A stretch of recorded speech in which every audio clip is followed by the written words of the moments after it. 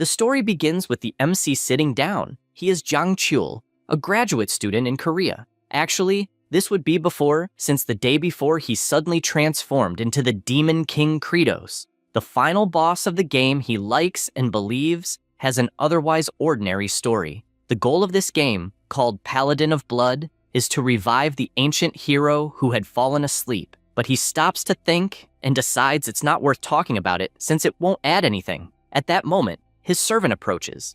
This is Zephyros, informing him that preparations for the war are ready. The army is in full force, and Asura is all excited, saying he wants to satisfy his hunger with the grand invasion they are about to launch. In the battle, there is also the Ice Monarch Sergi, level 531. Besides her, there is the Archduke of Mist, Hartok, level 555. Alongside him is the powerful tyrant of the Black Rock, Baal, level 539. All of them stand before the king, thrilled. The MC gives a loud shout, telling the demon army to listen carefully. Everyone immediately starts paying attention. He begins by saying that he orders all demons that from that moment on, he makes a dramatic pause, leaving all his elite servants alert to what he is about to say. He ends by saying they will cease the attacks and begin practicing agriculture. Everyone goes silent for a moment and then starts screaming furiously, saying this is absurd. The MC is startled since they are all extremely terrifying and he nearly soiled himself, but the expression he made was even more terrifying, enough to freeze everyone in fear. Jang Chul is aware that if the war begins, including a notification that informed him the 20th playthrough has started. The character stands up and looks to the side. This is Kimchi, level 9990, and the MC believes he will end up being finished off by him. Jang Chul graduated after studying agriculture at a Korean university with the hope of becoming a very rich farmer, and since he was a genius, he quickly became the best in the course. Because of that, people kept asking him for things like help writing their thesis, while others asked for help with a project, since they thought he was very good at what he did. The line was huge with people asking for things, even plowing the land. He was already exhausted since he had practically become an elite slave. The MC could only think about what a shitty life he was leading and didn't understand why he was doing the hard work, while his professors took all the credit. This caused him to have a fit of rage to the point of screaming that he would finish everyone off one day. At that moment, he had not a drop of dopamine left and would definitely go insane at some point. So the only moment he could get a drop of dopamine was playing video games. One game in particular was very hard to level up and finish, and in fact, no player had managed to complete it 19 times. So, in his pursuit to feel like he had accomplished something, he ended up pulling all-nighters playing, and this intensified over days, until finally, he became the first person to finish that game 19 times. Jang Chul, despite his defeated face from how tired he was secretly happy because now he was the strongest in the world, at least in the game. He is aware that his 20th playthrough will be at an absurdly hellish difficulty, and he will need to level up before trying because he wants to get stronger. With his inventory open, he had a very try-hard look and was already at level 9990. He is excited since the max level is 9999 and decides he will stop once he reaches it, and he doesn't even know how many years it took to get where he is. A notification then asks if he wants to start the 20th playthrough. He doesn't think twice and presses yes, and an intense light begins to come out of his TV, leaving him scared and asking what the hell that is. Immediately, his soul leaves his body screaming like never before until it enters the television. Right after, he appears in another place and begins to fall in free fall with a dumbfounded face. The MC simply can't believe what the hell is going on, but tries to stay calm since he's smart and might think of something. While falling absurdly fast, he tries to put the pieces together, realizing he is blue. So maybe that's his soul, thinking he probably won't die when he hits the ground. He also notices that on the horizon there's a giant tower and concludes it's the Tower of Life, meaning he's inside the game Paladin of Blood. While still falling like a jet engine, he panics, asking if that in front of him is the Paladin's tomb. He crosses the tomb and thanks God, since apparently he's going to enter the body of his old character, the old Kimchi, who is almost at the maximum level. And it seems his life as a badass and invincible hero is about to begin. As he approaches the body, he realizes that his goofy skins aren't so pleasant outside the game and gets frustrated, since on second thought, he doesn't want to become that. Suddenly, his body starts heading in another direction and cuts through the sky like a rocket, still screaming about where the hell he's going. He spots the Demon Lord's body and begs not to be chosen for that one either, since he doesn't want to be him. Back in the present, Jang Chul, now in the body of Demon King Krita, sighs because thinking about all this makes his head explode. He breaks his head thinking, since if he hadn't had that stupid thought when he looked at his old Kimchi, he'd currently be in the body of a badass character and now feels way too dumb. Zephyros is walking toward him until he hears someone shouting that the Demon Lord has definitely gotten weaker. He looks toward the door where the shouts are coming from and sees the elite squad complaining that Krita only wanted to stop the attack because he got weaker. And Asura insists that they should team up to cut off the leader's head and divide the kingdom's command, since that's how Krita became king after finishing off the last Demon King. He asks what they'll do if the leader hasn't weakened, as at least 2 of the 4 would suffer massive damage or even lose their lives. Sergi says that if Asura volunteers to be their shield, then maybe they can try. Meanwhile, the rock tyrant can only think about how hungry he is. The prince agrees and asks what they'll do if they find evidence that the Demon King really has weakened. They all respond that in that case, he'll definitely be finished, except for Baal, who says nothing because he's hungry. The servant outside hears all this and just stays silent. Still in the castle, he reports to the king saying that the army's mortality rate has plummeted and that there was a case of people devouring each other, and some left the demon lands without warning. The MC listens attentively. Zephyros, looking at the king, says that the 4 great demon generals are furious and are even saying he's weakened and are planning to work together to cut off his head. Jiang Chul grows worried hearing this, because if the 4 attack together, he'll definitely lose his life. So if he appears weak, he's definitely done for. Only then does he realize and starts imagining his old Kimchi's body, and since he didn't enter the body, it's probably still a corpse. And thinking that way, he believes it's better to invade the human world. His servants approach with a crystal ball and say that it's the video of the paladin's tomb sent by General Agmia. In the video, it was possible to see his old avatar finishing off the monsters mercilessly, even when they begged him to stop. The MC starts to go cold seeing that, especially since that's definitely his old avatar. He starts to worry since he needs to forget that idea. It even seems like a movie made by a lunatic, and he doesn't even want to breathe the same air as that avatar. So he believes he can't abandon the kingdom no matter what. However, he gets downcast since at this rate he'll look weak for surrendering, and the 4 demon generals will finish him off. Or he'll go to the Demon King, and Kimchi will gouge out his eyes and finish him off too. That said, he starts crying, not understanding why he ended up in that damned world, and why he can't just be happy.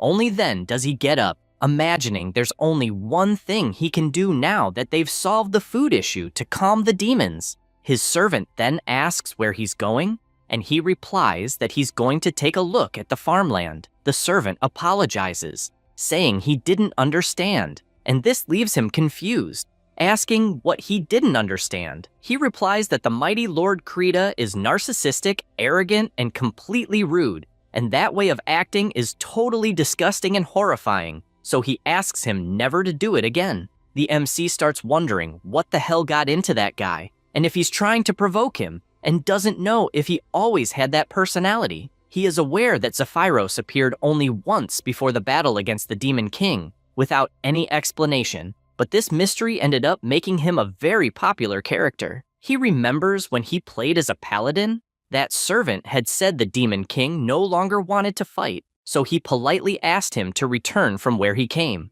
Because of that, he defeated him with just one punch, and all Zephyros could do was lament being weak and unable to protect the Demon King. Thinking about it, the MC guesses that these dialogues made everyone think he was loyal to the Demon King and respected him greatly. The servant emphasizes that he never imagined such a blunder and that this is the first demon king to lose so much trust from the demons. Jiang Qiu can only think that this guy is annoying as hell. Zephyros starts writing in his notebook and asks if by any chance he wants to practice agriculture in the demon land, saying he didn't know his memory was as good as a pigeon's. This enrages the MC, telling the kid to chill since he's talking to the demon king. However, he refuses, saying he will continue. So, he leaves the castle and explains that both the current demon king and the last one tried to use the land for planting, but in that dry environment with extreme temperature differences, he should know nothing can bloom. Credo says he feels the land is called the land of death, and, with a confident look, says that with his current abilities, it is indeed possible to restore it. However, inside, he knows he hates agriculture, even though it will be the reason for his survival. He then crouches and starts picking up soil with his hand, and then puts it in his mouth. Zephyros, seeing this, takes notes, writing that the demon king became strange, even turning into a beggar who eats dirt. The MC, irritated, asks what the hell he is writing. The servant replies that he is just doing his job, writing the chronicles of the demon king since it's important, and concludes that apparently the demon king's memory has totally worsened. Jiang Qiu spits out the sand, realizing there are 0 nutrients and no nitrogen. After all, he knows nitrogen is absolutely necessary for plant growth. Even though it makes up 78% of the atmosphere, plants can't use it on their own. This is because nitrogen atoms form 3 covalent bonds, making a chemical reaction almost impossible. In other words, humanity developed a nitrogen fixation process through chemical engineering, which gradually increased food production. Unfortunately, he admits it's impossible there since nothing can be used as the basis for agriculture. He stands still, reflecting, as he needs to use nitrogen fixation from nature itself. His idea is to use lightning, since it has high voltage and will oxidize nitrogen, which will then mix with rainwater and be absorbed by the soil. He also remembers in the game what was the Demon King Kratos' main skill, since he scratched himself with his own hands and used his vital fluid to attack. A bloody strike that could instantly finish the MC. He knows the Demon King made lightning and humidity explode at the same time, a perfect technique to create fertile soil. Thinking about this strategy, he tells his servant to move back and uses the technique, scratching himself first, but starts screaming in pain, wondering if the damn Demon King is crazy for self-mutilating every time he fights since it hurts so much. Then he looks to the side and realizes his generals are watching, and they are increasingly sure the Demon King has weakened. He panics, knowing this situation is only getting worse, and Baal says he clearly got weaker. Hearing this worries Jiang Qiu, as he's more certain that guy is an assassin and his plan is to provoke until he finally finishes him. So he decides to self-mutilate again, since it's better than losing his life, and full of confidence uses his bloody technique, spraying his tomato sauce all over the soil, and after the whole act, he starts screaming in pain, saying it hurts like hell. At that moment, the generals approach and ask if he's feeling weak by any chance. He panics, knowing now the situation is really bad. Meanwhile, elsewhere, his old game avatar Kimchi imagines that his memories are vague from his past life and knows he lived that life more than 10 times and was even heading in the right direction. He looks at his hand, reflecting that the summoning of duty simply says nothing and that he simply no longer knows what his purpose in this life is. He breathes deeply and resumes walking all imposing with his level 9,990. Everyone has a sinister look, and Asura explains that the demonic plan follows well-known rules, since the strongest is the Demon King. The MC is completely scared, as each of them seems absurdly strong, and since he cannot use a simple skill, it seems he will lose his life very soon. From Asura's perspective, the pressure of the whirlwind is overwhelming, as the fight hasn't even started yet, and his whole body is trembling with that accumulated strength. Then he smiles and asks if, by any chance in his current state,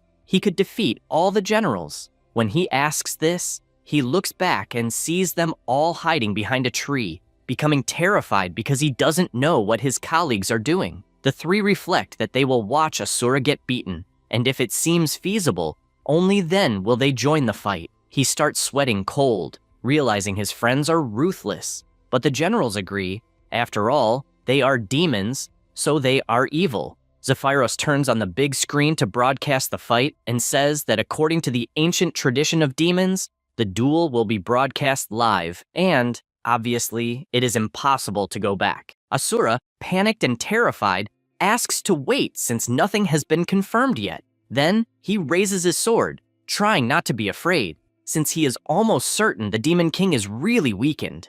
Jiang Chil grits his teeth, scared, not knowing what to do, because when he played, he believed the Demon King was incredibly powerful and even tested his strength when he obtained this body, but found it disappointing. Although strong, he is not invincible. Hardly thinking this, he notices the general attacking. He panics because that movement could be a thrust or a side slash, and there is definitely no way to dodge it. However, with extreme ease, he dodges, becoming confused if he really managed to evade it. The MC supposes that the second step, more specifically Asura's left foot, was turned outward, so it was obvious he would use a thrust. That's because the movement is completely identical to the game. After Asura misses the attack, the other generals reflect on what they just saw, as the Demon King's expression when dodging the sword seemed like someone ready to counterattack by biting the enemy's arm, and they don't understand why he didn't do that, so they will watch more. Asura attacks once again, but the MC dodges easily, finally understanding something as he realizes all the movements are exactly like in the game. Then he remembers that the first time he met Asura, he was completely speechless, as he didn't believe he was a character made to be defeated, since he had fast movements in irregular rhythms, plus attacks covering a huge area. Because of that, he was defeated once, then twice, until he lost countless times, and it was only on attempt 128 that he finally defeated him for the first time, and it was only on attempt 19, after defeating him the first time, that he finally managed to humiliate him without taking a single hit. The general was once again going on the attack, and the MC, after thinking about all this, gets excited, since there is no reason to be hit by that guy's attacks. The face he made was scary enough to make the other three generals tremble with fear behind the tree. Yang Chul begins to dodge the blows as if he were dancing. So easy it was, like a child's game. The three observing are incredulous, as the Demon King is having fun and doesn't even seem to take the fight seriously. On the other hand, Asura gets irritated by this, while the Demon King gets more and more excited, knowing that nothing resists a group attack. But he ended up noticing something more important. That world shares the same rules as the game. After reflecting on this, a notification appears saying he has understood the basic rule of that world. He looks to the side, confused, as that message is identical to the webtoon. Another message appears saying he also managed to dodge the enemy's attack with high concentration. At that moment, he charges forward with everything, but another system window appears informing that as a reward, a part of the game system used by playable characters has been unlocked. With this, the target function has been unlocked. He is still confused about what this means and realizes there is a kind of sight locked onto the target, and indeed remembers that it is an essential function for using special abilities. That said, he scratches himself once more and uses his bloody strike technique, spraying his ketchup on the target,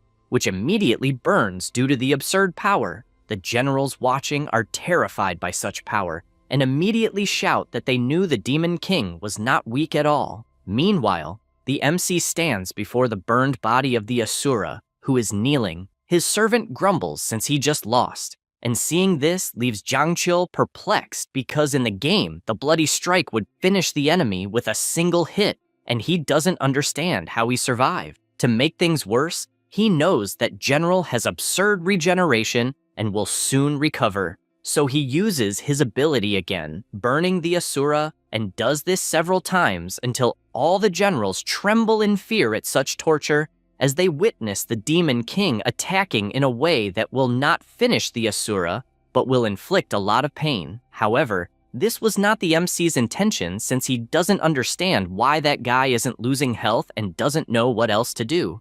A notification appears saying he stripped all the clothes off the Asura, and now he has none. The MC is confused by what kind of random message that is, and asks not to speak as if he were a pervert. Because of this, a new system was unlocked, along with armor removal from the inventory. He looks at it confused, not knowing if this is a good thing, and can see the clothes he is wearing, even though he only has the set he currently wears, and believes it won't be very useful now. Then he considers that he needs to deal with that general first since his current strength is not enough to finish him, and because the guy's recovery is absurd, he will eventually get back up. Only then does an idea come to his mind. Since that general still hasn't lost health, he can mark him and keep firing the bloody strike. He thinks this is a brilliant idea since it will inject a lot of nitrogen into the ground without anyone noticing. At the same time, he notices the other generals are scared stiff behind the tree after what they witnessed, so the plan won't face problems. Thinking this, he calls Sergi and asks her to tie the Asura tightly. She starts sweating nervously since she's being ordered to tie up a man almost naked, and it seems he wants to humiliate both the guy and herself at the same time. Still, she obeys and ties the unlucky one to a cross, as this is the MC's first step, which is to prepare the lightning rod. Meanwhile, the Asura's regeneration is at full speed until he finally wakes up, declaring the immortal is back, and shouting that apparently the Demon King can't even finish him with bloody strike, and that he really got weaker, promising now to have his head torn off. But to his bad luck, Jiang Chul starts using his technique, burning his body constantly until he's screaming in pain, as this is the second step. And the MC is always aware that nitrogen in the air will oxidize and turn into nitrite. Then he calls Hartok, ordering him to cover the whole area with mist, making it as dense as possible to the point water drips. He gets excited hearing this, as apparently the Demon King wants to make the ground ready so thunder shocks hurt more, and finds this torture method creative, even liking to learn it. Without hesitation, he starts using his technique, and now the third step is complete, which is spreading the mist. Then he moves to the fourth step, which is attacking a bit more, so he keeps cutting himself and screaming inside, imagining how much that hurts. Zephyros watches without showing any reaction, unlike the generals who are terrified watching this possible torture method, since it's not letting the Asura's body rest from so many blows and ketchup spraying everywhere. Jiang Chul is excited because this way he'll manage to create nitrogen-rich soil, and if the harvest is a huge success, he'll be even more motivated. Because of this, despite the pain, he keeps attacking the whole afternoon until sunset. After all this, he grabs some sand in his hand and realizes it's getting good since he just needs to keep injecting nitrogen like that, and the next step will be improving the soil. He knows that loose soil with a single granular structure does not allow oxygen to enter and has poor drainage. So, for agriculture, the ideal is soil with an aggregated granular and fluffy structure. He stands up pondering what the next step will be and, with a frightening look, orders everyone to collect their own poop. The three are paralyzed after everything they witnessed, and, unable to believe it, they reflect that the Demon King still wants to throw feces at Asura, even after all the torture he caused, since that is cruelty even for a demon. Meanwhile, the next day, Kimchi is walking through the forest until he hears someone asking for help. He turns and sees two people begging him to help. He does not respond, and the crying man says they were attacked by goblins and will give a reward if he helps them. Kimchi approaches with his frightening face, leaving the two guys completely terrified. He extends his hand, asking them not to be afraid, as he is not a suspicious person, but they, scared, can only imagine that this guy is much worse than suspicious to the point of being frightening. He then asks if by any chance one of them hurt his leg, and then grabs him by the shoulder and asks him to please show the way. The man says yes, and the Asrahan being carried confesses to being surprised to see such a strong man, and says he is an emissary, and then asks who he is. Kimchi takes a deep breath, and continuing the journey, says he still needs to find out. Back at the castle, the three generals are sitting at the table, thoughtful. Hartok, incredulous about what he has to do, asks how the hell they are supposed to carry their own shit literally, and if they might have to do it on the spot. Sergi trembles the whole time, finding it crazy as well as disgusting and repulsive. Bale says it's been a long time since he ate, so he won't be able to poop, and adds that Sergei doesn't poop either. She gets furious about him talking about her and shouts for him not to be talking about other people's orifices. The monocle makes it clear that even if they could poop that easily, he wouldn't want to have to deliver his own shit, and so suggests beating the lower demons and making them poop. Saying that, they go to the villages and make the demon poop, while he begs them to at least leave the room, since if everyone watches, he won't be able to. He then asks them to please wait outside. The guard says the other demons said the same thing, and in the end, couldn't poop. Hardly had he said that when Hartok enters the room asking why it's taking so long and starts walking toward the demon, wanting to know why he is not providing what was requested. The lower demon, terrified, apologizes to the Lord and says he hasn't eaten for a long time, so it will be hard to let out a turd. The general grabs his neck and with his dark aura thanks him, saying it gave a great idea. Then he uses only the shadow claw toward the demon, who screams desperately asking him to stop. At that moment, Bel appears and grabs the general's hand, stopping him from continuing. Hartok does not like this at all and asks why he stopped him. The big guy replies that a pierced stomach loses life, but a dead one doesn't poop, so there has to be a way for them to poop more so they can collect. The monocle then releases the captive and says it was a very intelligent idea considering who it came from, and with a somber expression asks if feeding them all with the meat of a certain daring general will make them poop all at once. The tyrant does not like what he heard and also releases his aura, leaving the demon completely terrified since the two simply charged at each other, able to destroy the entire village. At that moment, the Demon King appears casting his skill and asking what the hell they are doing. After hurting both, he states that the lower demons are not the only animals that can poop.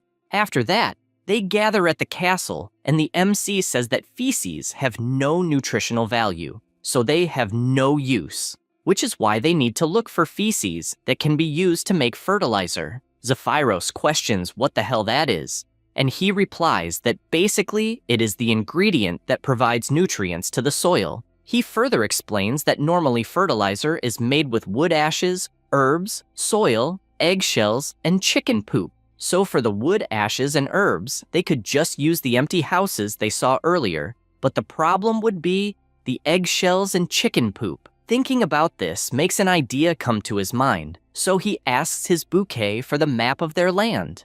With the map in hand, he reflects that, as expected, it is the same map that comes in the game. So it means he can get what he needs as soon as he reaches a certain location. The specific location is the habitat of the demonic seagulls. He knows this because in the game, there are many of them all over the fields, and this indicates that the seagulls can absorb a large amount of nutrients from human lands. Besides that, they poop and lay their eggs in the same place, so the place is perfect. Zephyros asks if by any chance the king is planning to collect the feces of the demonic seagulls. He is surprised since his servant understood things quickly. The Four Eyes then comments that this place is called the cliff from which no one can return, and there are no stable routes to climb, and if you fall, you'll be caught by the tide. Zhang Chul stands up saying he already knows all that, but he thinks that place is not allowed by the system for players to approach. Now, as the Demon King, he simply says he can just climb that cliff. They then go to the cliffs, and the generals are curious about what the Demon King is thinking. The MC is aware that many have already tried to reach those seagulls since ancient times, but they all ended up being preyed on by the waves. He turns and says he's going to climb to the top and throw the bag that will be full of feces and eggshells, and that's why they must make sure to catch it. Then, excited, he says that if this plan works, everyone will be able to eat well. Bale keeps staring at him and remembers that the people of the village, besides being defenseless, were literally starving. Zhang Chul walks toward the waves and reflects if it was on his 13th attempt, since he tried everything to get there. He remembers trying hundreds of times, losing his life every time in the process. He then jumps, and all the generals watch him heading toward the cliff until he finally grabs on, because he is aware of a glitch. He grips the rock firmly, and everyone stays alert watching since it's extremely dangerous. Immediately, the Demon King opens his equipment inventory and simply disables all his clothes, becoming completely naked. The generals don't quite understand what they are seeing since they are looking toward the Demon King, and he is merged with the cliff, with his butt sticking out. Everyone is outraged by what they're being forced to see, while the MC keeps trying to turn his body, and Sergei, being a woman, turns her face away asking what the hell he's doing. At the same moment, he equips everything again. His clothes return, but he stays on the wall, and Sergei, still trembling, finally looks, since at that moment, it must be safe. But once again, the MC rolls his body and unequips everything,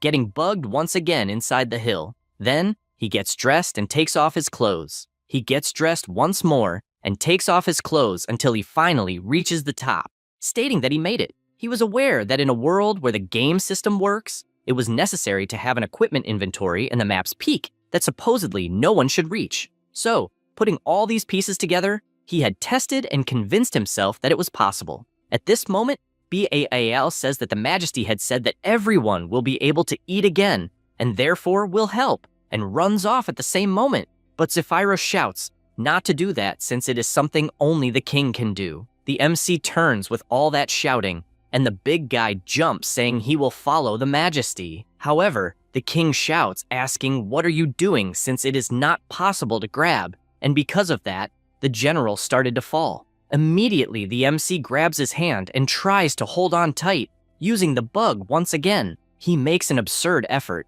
thinking that it is heavy as hell, and if it continues like that, he will have his arm ripped off. Only then does he realize why he is trying to save that dumb beast, since he is one of the 4 demonic generals, and, in fact, a threat, and questions himself if it wouldn't be better to get rid of him. After looking for a moment at Baal, he starts to sweat cold and remembers once when a student cried, asking please to help just that once, since the professor would not let him submit the thesis. So, at every moment, he begged please if he could talk to this professor, since at least that way he would take a look at the project. With tears in his eyes, he says that the professors love him since he is the best, and will probably listen, so he insists. The MC just stays silent since that guy was just a junior, and as he himself was the #1 slave, maybe the professor would listen. But coldly he responds that this is his problem. After leaving, he was afraid of owing a favor that could put him in a disadvantageous situation. He gets angry,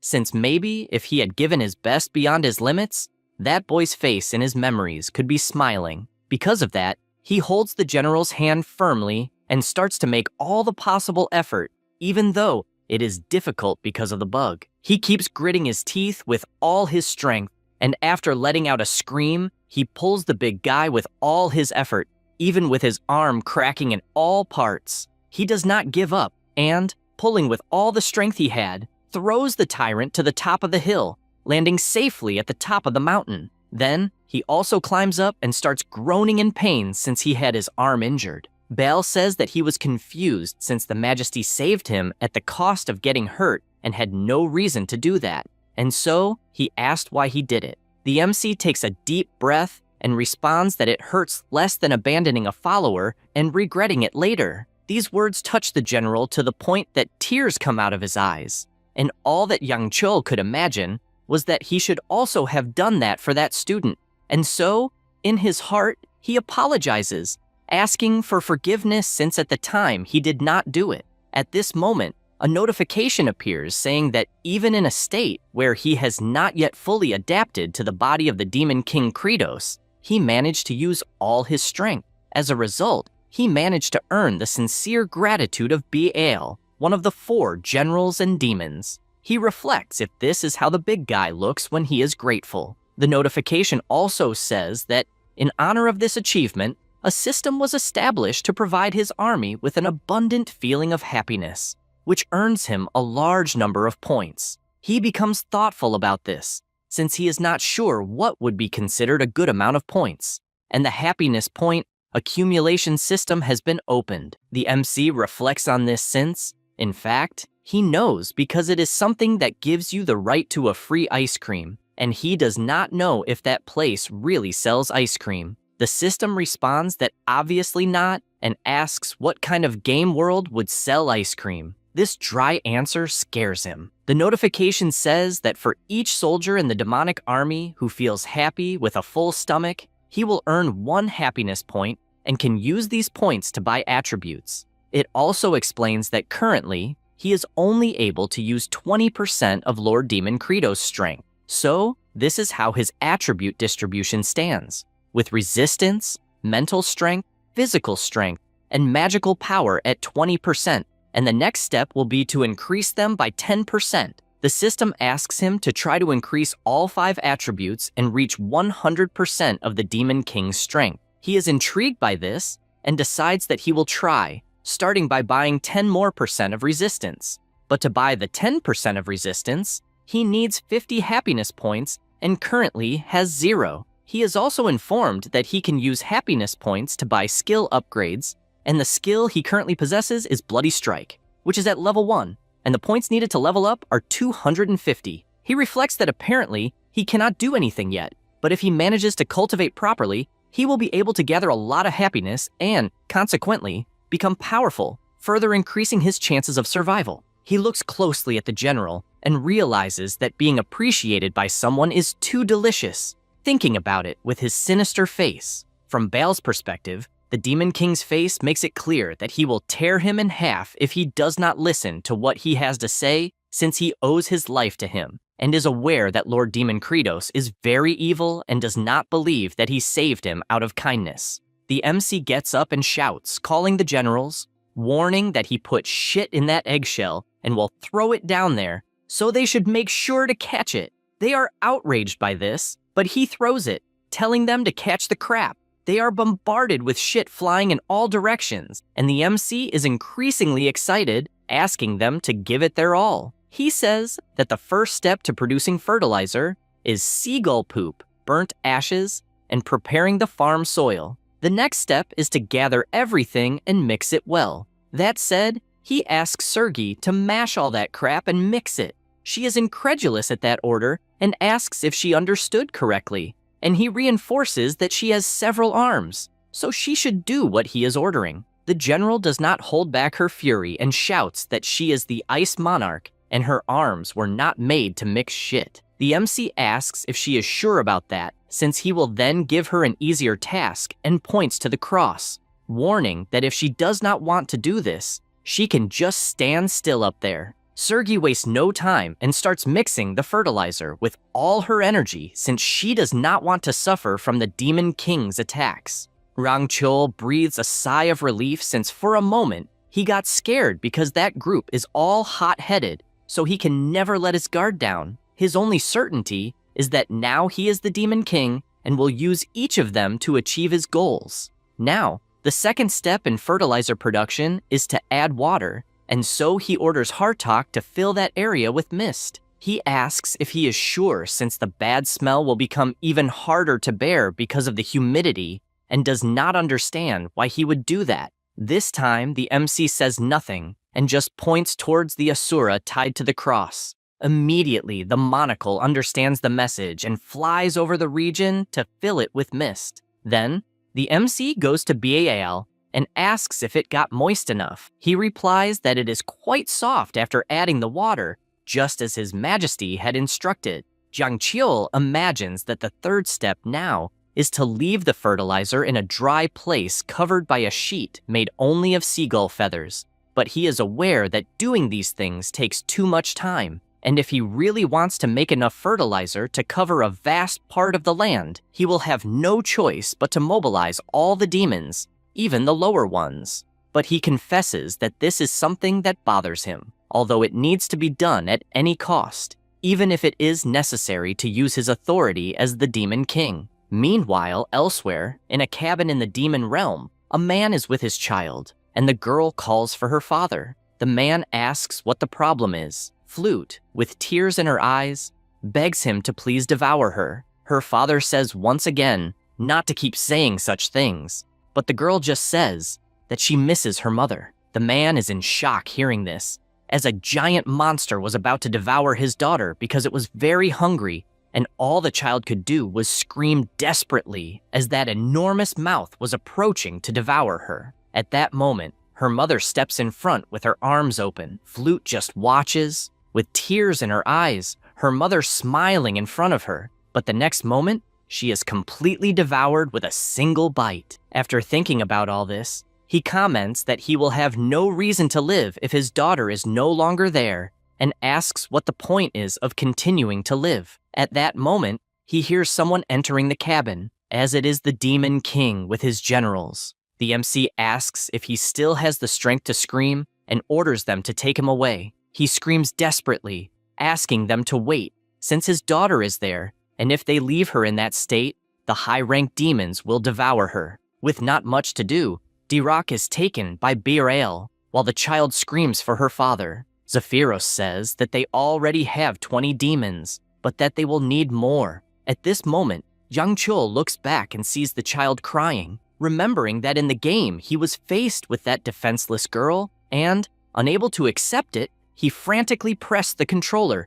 making his character deliver the final blow without hesitation. He sees once again then that same child, but now in his new reality, and after resuming his walk, he passes by all the guards and shouts, ordering them to stop with those despicable acts of devouring their own kind, in addition to ordering Zephyros to gather the remaining demons that are missing. Since he wants to see everyone making fertilizer at that very moment, he is aware that he is the Demon King, and that tyranny at that level is acceptable if he wants to achieve his goals, and the role of a leader is to make sacrifices. Time goes by, and the lower demons keep going full steam, beating the fertilizer. Dirak pauses and asks why they are losing their strength during all those days, as cultivating seems ridiculous. His friend tells him to shut up, as he will lose his head if the Demon King hears that. He says that it is no use, as they will lose their lives anyway, and even if the land becomes fertile, there is nothing to plant. At that moment, the MC appears asking if he is curious about what they are going to plant. He despairs, as it is the Demon King, and says that is not what he meant, but Jang Chul just asks him to follow. He remembers that the other day, the purple flower he saw in passing was something that could be planted. They go to that place, and the lower demon asks if he is coming correctly. You answer yes, since they are going to plant the seed of that flower. And, moreover, Baal, along with some workers from the squads, has already collected that flower in several places. Dirak asks politely, in case it is impolite, and says that this flower is not suitable for eating, since, when consumed, it contains a type of poison that causes immense abdominal pain that could even kill someone powerful like the king. Jang Chul pulls the plant out of the ground and says that there is nothing in that land that can be chewed and that they will have to test to see if it is possible to eat that plant since they must have finished. The demon apologizes since he did not understand what was meant by the test. The MC replies that it is exactly that since, at that very moment, his little daughter must be tasting that plant. Dirak despairs upon hearing this since it is a death sentence for her, and runs out desperately asking why they are doing this to his little one and begs, please, that she has not eaten it. He enters the house shouting for Flute not to eat that flower. However, he cannot believe what he is seeing since the little girl was happily eating that seed and even said that she felt no pain, and moreover, her belly was full. Her father, still trembling because he was desperate, asks if she is really okay. She replies that yes, and that, moreover, Lord Zephyros and Lord Baal fed her the day before too, and she is not feeling anything bad. At this moment, the MC appears asking if, by any chance, he believes now, since the humans from a certain land also made poisonous plants edible, and they managed to cultivate it correctly, this helped to solve their hunger problems. Then, with his sinister smile, he says that this food is known as potatoes. Flute,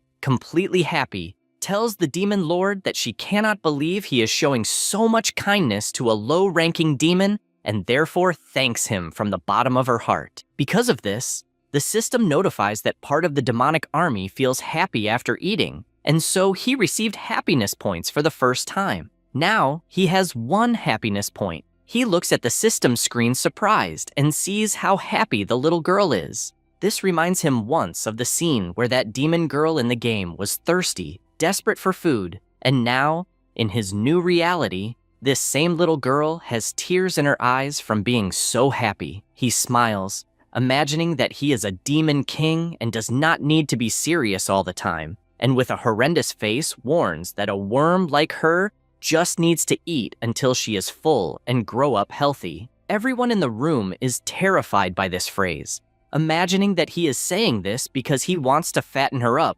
only to then devour her, and he is definitely an evil demon king. The castle is located in the deepest place of the vast territory of the Demon King, the Chaven of Antor. The territory is divided into 5 areas, and that is the deepest of them. The region at night is freezing, and during the day, it is scorching. This climate is similar to the Andes Mountains. In the past, the people of the Andes did not have enough to eat, so they ended up eating wild, poisonous potatoes. However, humans are different, since even things that were not made to be eaten, they make edible. Meanwhile, Durak does his part of the job and shouts to the Demon King that he has already spread them all. Jiang Qiul shouts to BL to crush them all. He wastes no time and jumps, hitting the ground squarely and crushing them with his huge foot. The MC just watches and reflects that they froze those potatoes for 5 nights, so they are using Bale's meteoric crushing after melting them during the day,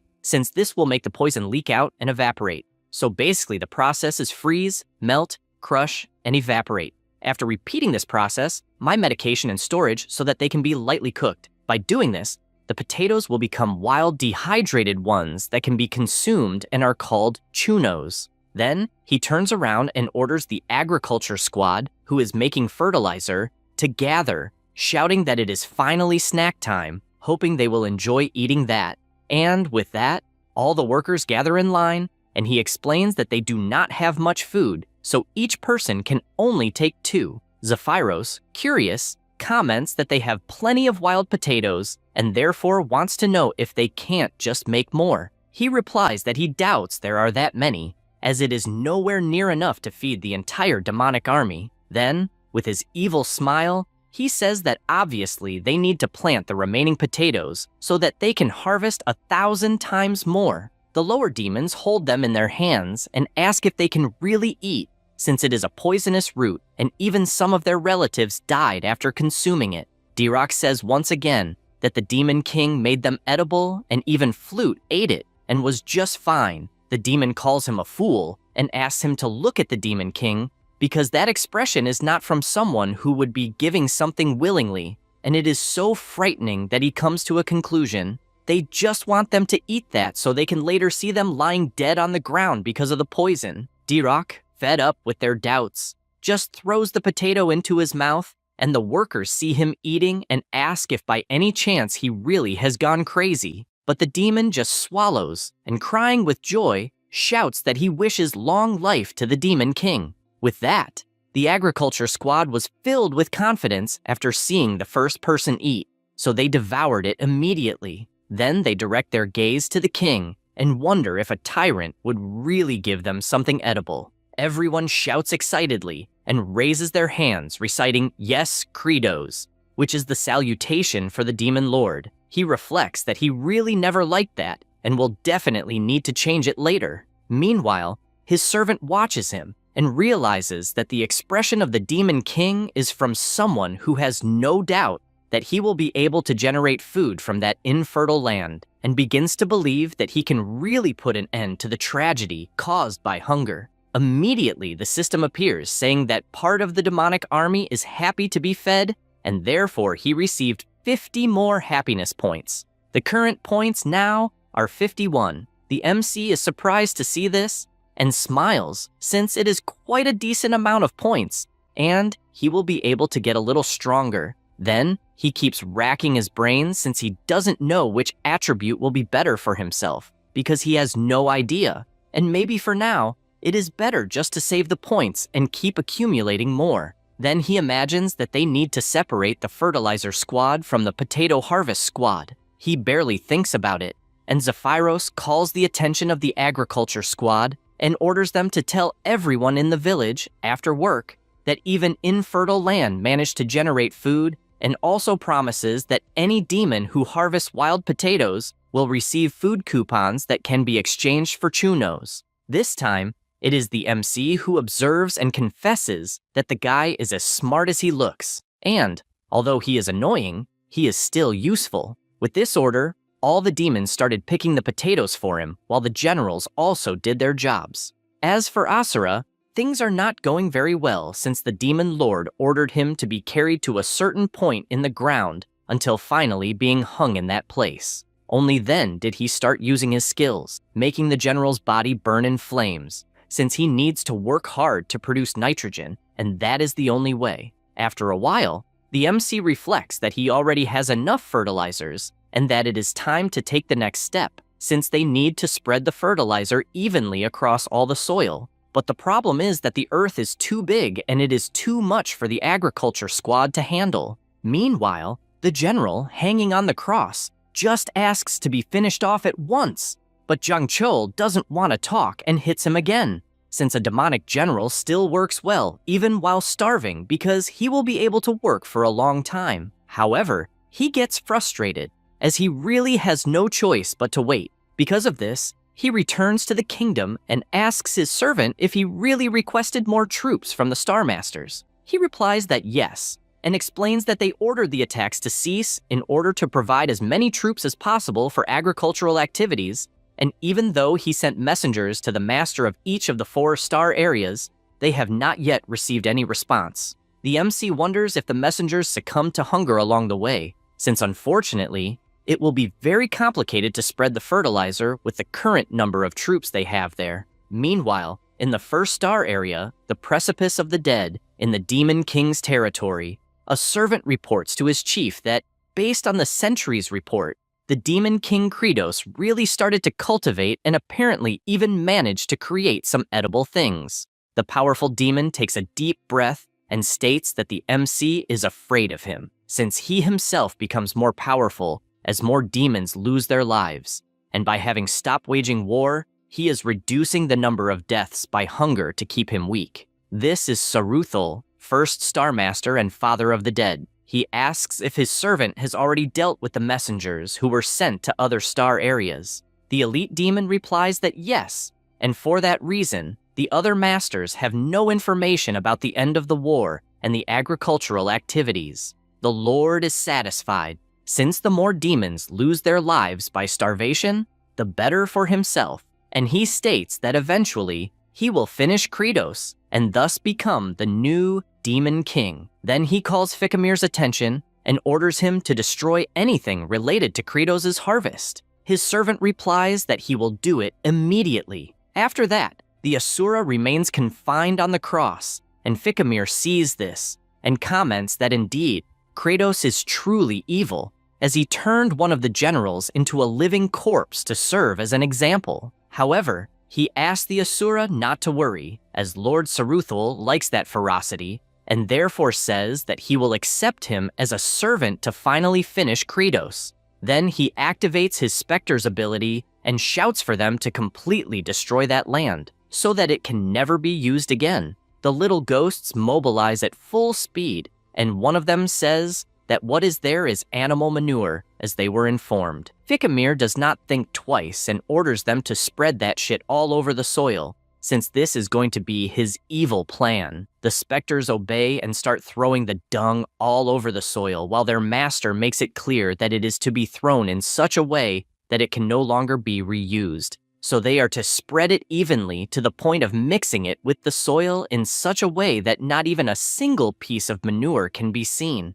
At this moment, the Asura sees what he is doing and remembers a conversation that the Demon King had, in which he said that they need fertilizer to be ground and mixed into the soil, but doing that is very complicated, so it will be impossible for the agriculture squad to spread all that shit through the soil. And then he sees in front of him Saruthul's dog doing exactly that with his specters, thinking he's making an impact, and so he asks what the hell he's trying to do there. Meanwhile, that's still not it. A specter stops to rest and says that it never ends. The others start complaining since everyone has to work equally, because if there's a piece of land that hasn't been damaged, the Demon Lord will turn it into a cultivation area. The specter gets confused since number 2718 is working hard that day, even though he's always lazy, so he wants to know what happened. He turns around and replies that, actually, he doesn't know, but confesses that when he looks at all the work they've done, he feels proud, as if he had done something productive. The Spectre doesn't really understand, and starts laughing since he thinks that's very stupid.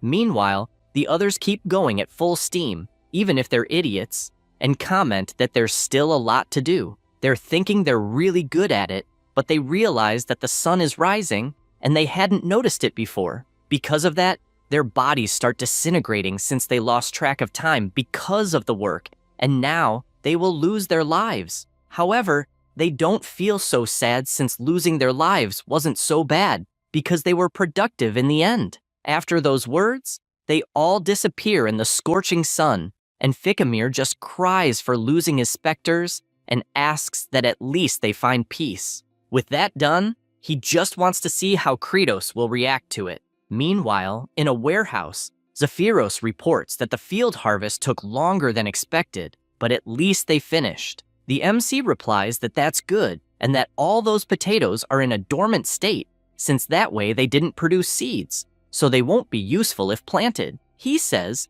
that it's as if the potato were calmly sleeping in the earth, and someone suddenly pulled it by the hair. They would enter a kind of shock attack, and then their biological clock would pause. He reflects that the dormant state will end more quickly if they are left for 2 or 3 weeks at 4 degrees Celsius, and then suddenly move to somewhere warm and dark. An alternative would be to ask Sergei to imbue the potatoes with her cold energy, but the woman is completely furious, just like Hartok, who is in the same situation. He believes he couldn't withstand an attack from both at the same time, so he needs to be careful with what he asks. He explains that the good thing is that there's no problem increasing the storage temperature to about 23 degrees since he just ordered the soldier farmers to do some squats. However, these demons get tired very quickly, so it was a complete failure. He gets thoughtful about this and calls Zephyros to go see the farms since he just wants to do what he can at the moment because he at least needs to imbue the soil with nitrogen.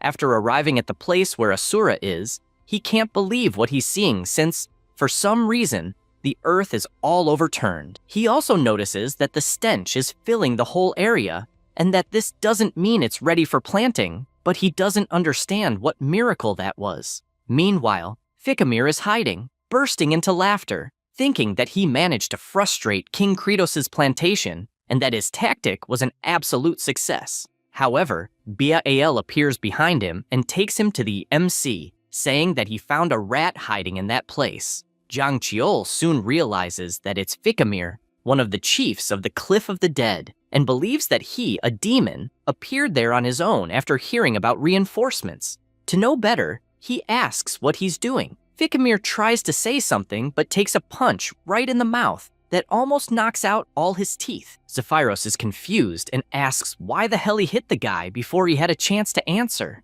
The MC explains that it seemed like he was hiding something, so hitting someone like that almost always solves the problem. He, with a battered face, said he expected nothing less from the Lord Demon and guarantees he won't open his mouth easily. As soon as he says that, he starts getting beaten like a criminal by the police until the MC stops, saying that this shit is really tiring. Because of that, the system appears asking to use points to increase attributes, and shows the system window once again, informing which attributes can be increased since he has 51 points at the moment. He decides to use 50 points to increase his resistance, and it goes up from 20% to 30%. Now he goes back to beating the thugs since his resistance is higher and can hit for longer, spending the whole afternoon doing this until the dog speaks up and reveals that he was ordered to destroy the farms to make everyone starve. Knowing this, the MC returns to the castle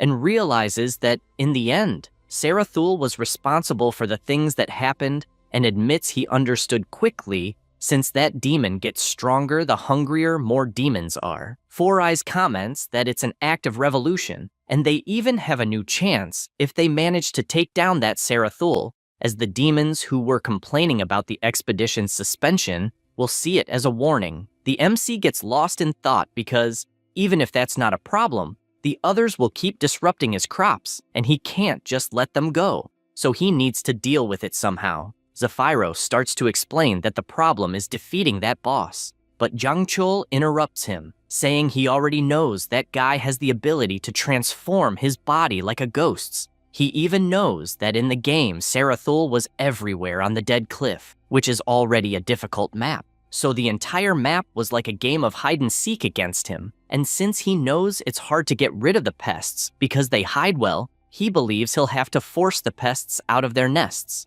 Elsewhere, Flute is looking up in Asura's direction, and he, irritated, asks what she's looking at. She feels a little embarrassed, thanking him since she saw that thanks to his sacrifice they have food to eat. However, he becomes completely furious hearing that, and shouts wanting to know how she dares to mock like that, threatening both her and her family for being stupid. The girl starts running scared. He remains furious, just waiting for the right moment to leave there, confident he'll find a way to end the Demon King's life. As soon as he says this, something catches his attention, making him look to the side, since on the horizon there was a poster with someone singing that they are happy. On the banner, it was written, "Congratulations, second lightning rod of the office." Everyone was singing with joy for the help they received, but Asura doesn't understand what the hell that scarecrow is. He gets emotional since maybe he'll be free now, because there's another one who took his place and he won't need to look like a roasted chicken day and night anymore. However, the story went differently, and the MC placed one next to the other and used his fire ability. Both start to catch fire, and only then does the general realize that this means there will now be two to be used as lightning rods.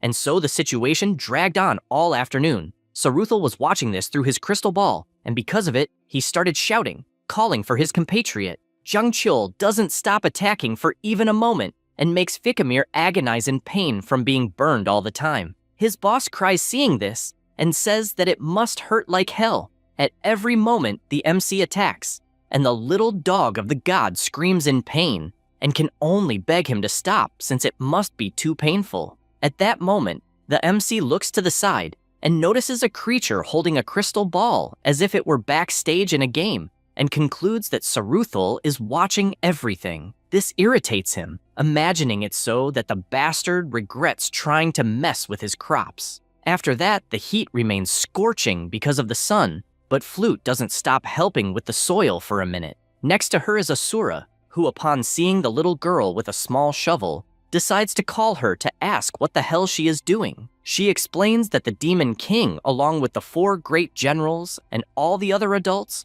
are working hard to take care of the crops, and that's why she herself wanted to help in some way. He laughs, since apparently the little girl is just a low-level demon, and says that the idiot next to him already plowed everything by himself, so she can go do something else to be useful. Flute is happy to hear that, and thanks Fikamir, since besides plowing the fields, he also served as a lightning rod. He can't accept that, but thinks the girl is adorable because she said he was useful. The general thinks the guy is funny since he only plowed a tiny piece of land and is already full of himself. And he asks if he really believes that farming in that world will yield anything, believing that the damn potato doesn't even sprout properly. And from what he's heard, if you heat the potato stalk, the sprouts come out faster. But he finishes by saying that everyone will end up dead anyway. He barely finishes saying that, and the little girl runs off thanking him for the tip and disappears into that orange land. Asura takes a deep breath and confesses that he finds it funny how a little girl that size is trying to be useful in a dump like that. Back at the castle, Zephyros asks the MC if Saruthal is really going to show up there to save his little dog, even knowing it's a trap, and that's why he's starting to doubt the plan a little. Jang Chul replies that obviously, that's not what's going to happen since first, he'll send some minions, and to be honest, he believes that to force the leader to show up in a place where he'll be totally at a disadvantage, they'll have to eliminate all the minions that are sent. He emphasizes that not a single one is to be left alive. The whole army gets ready, and a vulture holding the crystal ball flies over the place. Saruthal watches everything from his box seat and says he thinks the Demon King is an idiot since there's no way his army could fall to a bunch of little creatures standing like posts. He admits he feels sorry for Fikamir, but his real plan is just one, explaining that his goal is to completely destroy the plantation, and that's why he sends more spirits.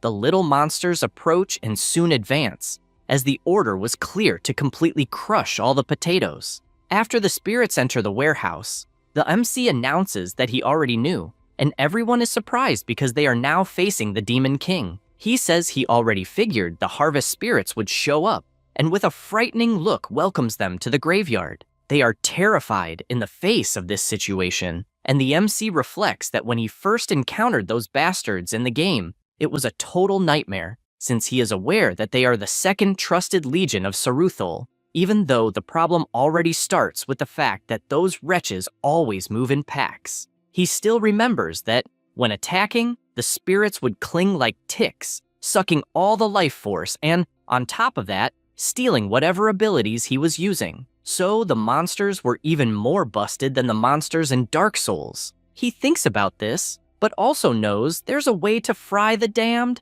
and yells, asking who's going to be the first to become a memory, since he knows it's just a matter of attacking with an item that has lightning attribute. The spirits realize it's a trap and tell everyone to run, but the MC, excited, says the trap is just getting started, and they don't understand what the red stain on the door is and ask if it's blood. That was the blood spread by the MC, who even did it all night long. And he gets ready because he needs to use the skill that Kratos uses in the second phase of the fight. He uses his lightning technique, which starts to run through all the blood spilled in the warehouse, and, upon reaching the door, spreads throughout the place, frying the spirits one by one. The MC yells that now the monsters are vulnerable to physical attacks, and that's why it's time to launch the agricultural troop. Immediately, the low-level demons appear, and all charge toward the monsters. Zhang Qiu reflects that those demons may look like dry sticks and useless, but he knows they're endgame monsters, and everyone celebrates since they managed to obliterate the spirits easily.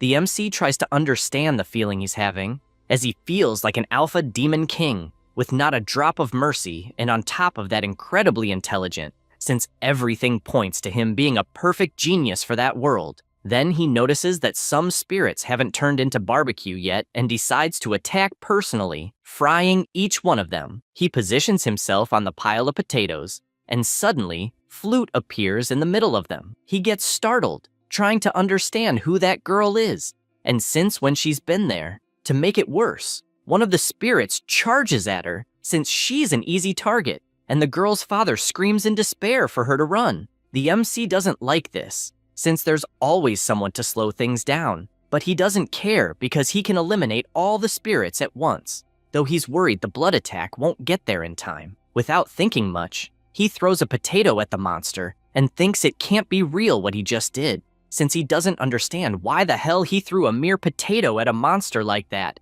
as if it could stop anything. The food hits the monster's head and somehow starts sucking its life force, making a red aura form around it. The MC doesn't understand what that is until some sprouts emerge from the potato and it falls back onto the pile. Then the remaining spirits start trying to flee. The MC, the Demon King, does nothing as he's trying to process what just happened, since somehow a sprout emerged from the potato. Only then does he realize what it might have been, since the harvest spirits accelerate aging and ended up activating the biological clock of the potato that was paused. He grabs Flute by the hand and with a devilish look laughs and says she did great. However, in her view, it's completely terrifying to the point she almost faints from fear. The MC turns and yells for the agricultural troop to pay attention, as they are to forget the plan to lure Saruthul. He grabs a potato and announces that it will be more advantageous to invade first.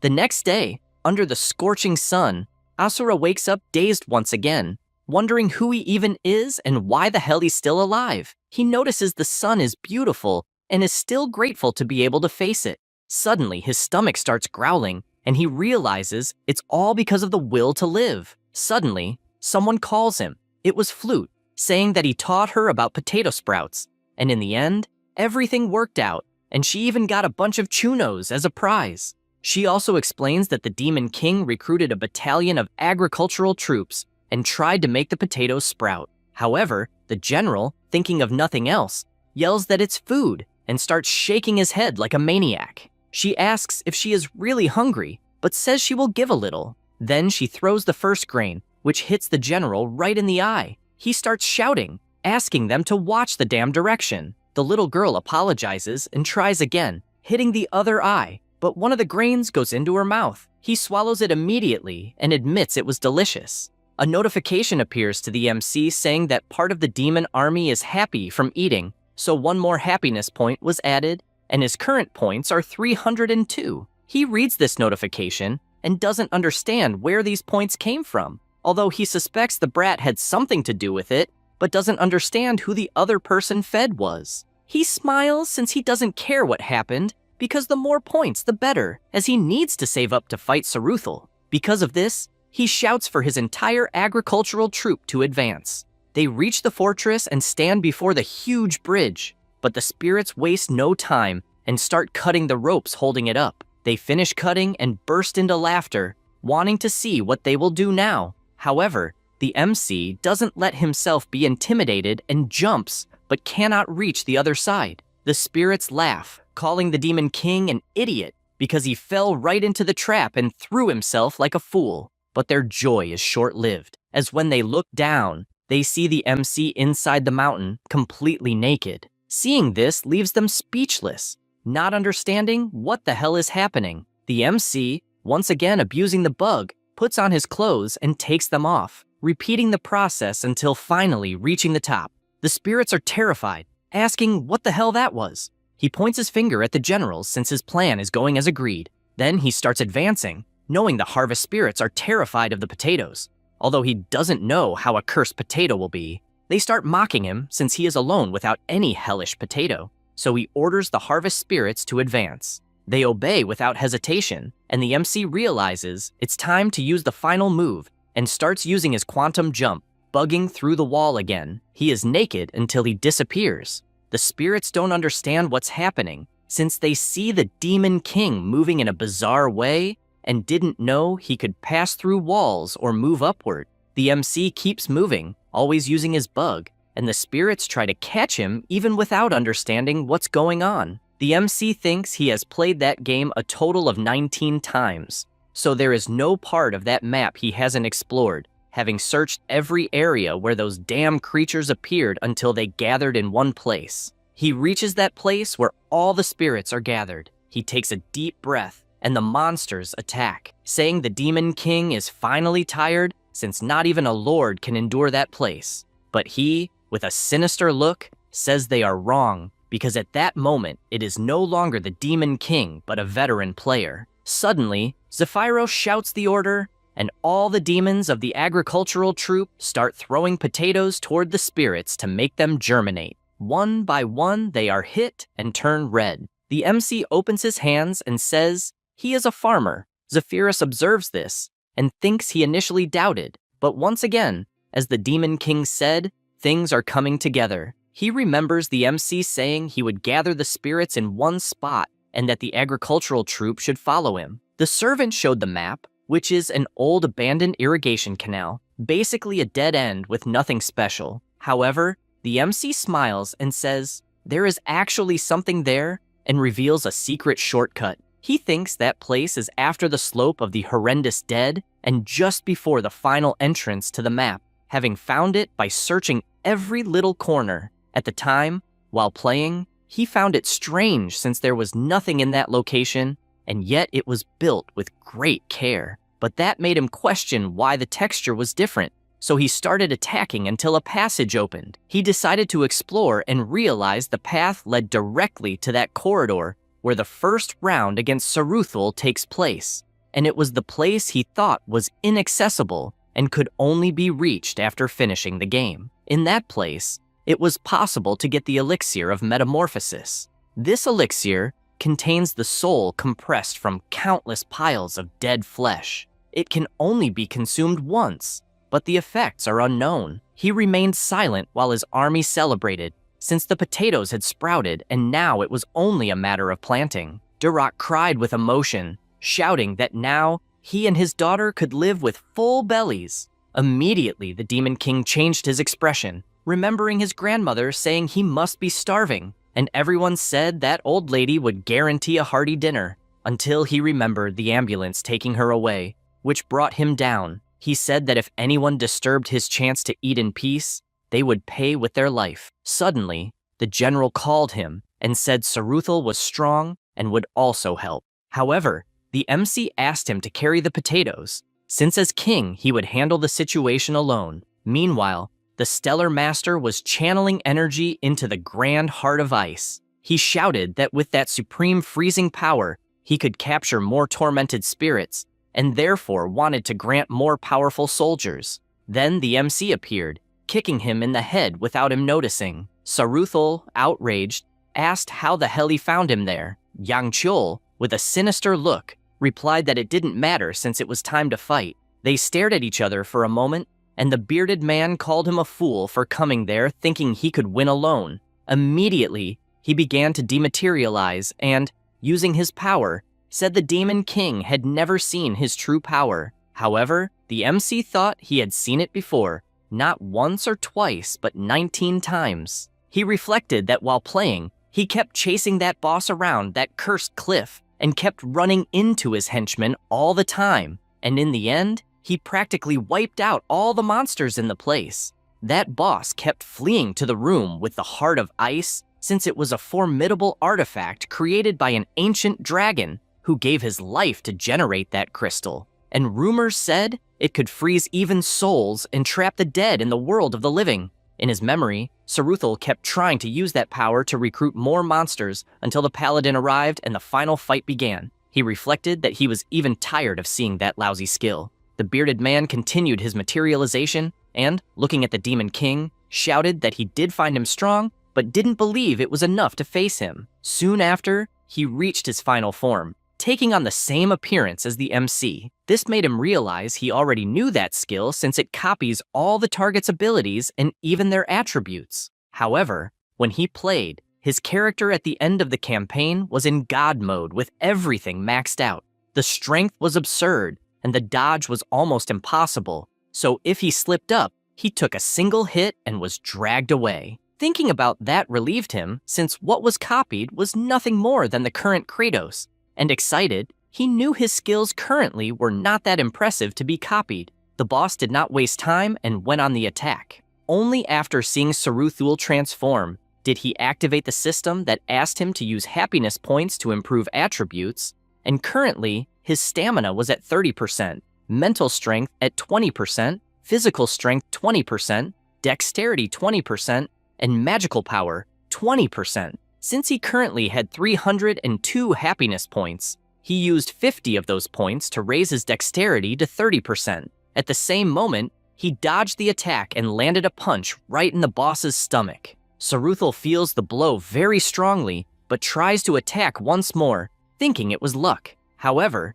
the MC spends another 50 happiness points to increase his strength to 30% and counterattacks with both punches colliding. But the one who feels the blow is the boss, who starts screaming in pain and asks how the Demon King didn't feel anything. He replies that it's also necessary to use your head, since to plant you need to be smart. Saruthul gets furious hearing this and decides to use his bloody move copied from the MC. He wastes no time and spends another 50 points to increase his magical power to 30% and also uses points to raise his mental strength to 30%.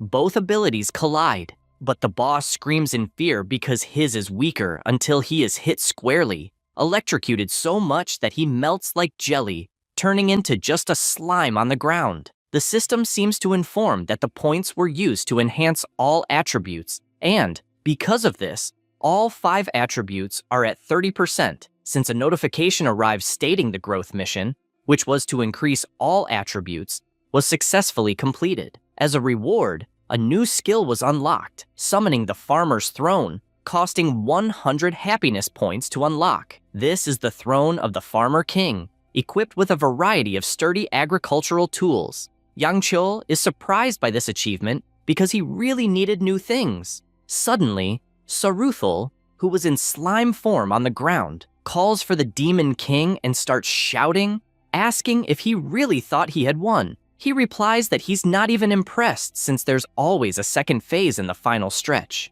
The boss transforms again and says that this is his true form, turning into the ancestral power of the evil dragon. The MC is surprised and admits that seeing it live is even more insane, and that his attack power and health bar are no joke. Then, with a smile, he says, "The fun is about to begin since the general, along with the other soldiers, arrived kicking down the door ready for battle." Excited, he asks if he's going to face them. The dragon stares at the army and, worried, asks if maybe they want to have a chat first. But it's no use because the agricultural army charges full force. While attacking, they shout furiously about how someone could interfere with their plantation, and all Saruthul can do is beg to be spared. The MC just watches from afar and imagines that if he fought alone, he might even win, but believes taking a life with his own hands would be a bit much, and is surprised since everyone is insanely strong,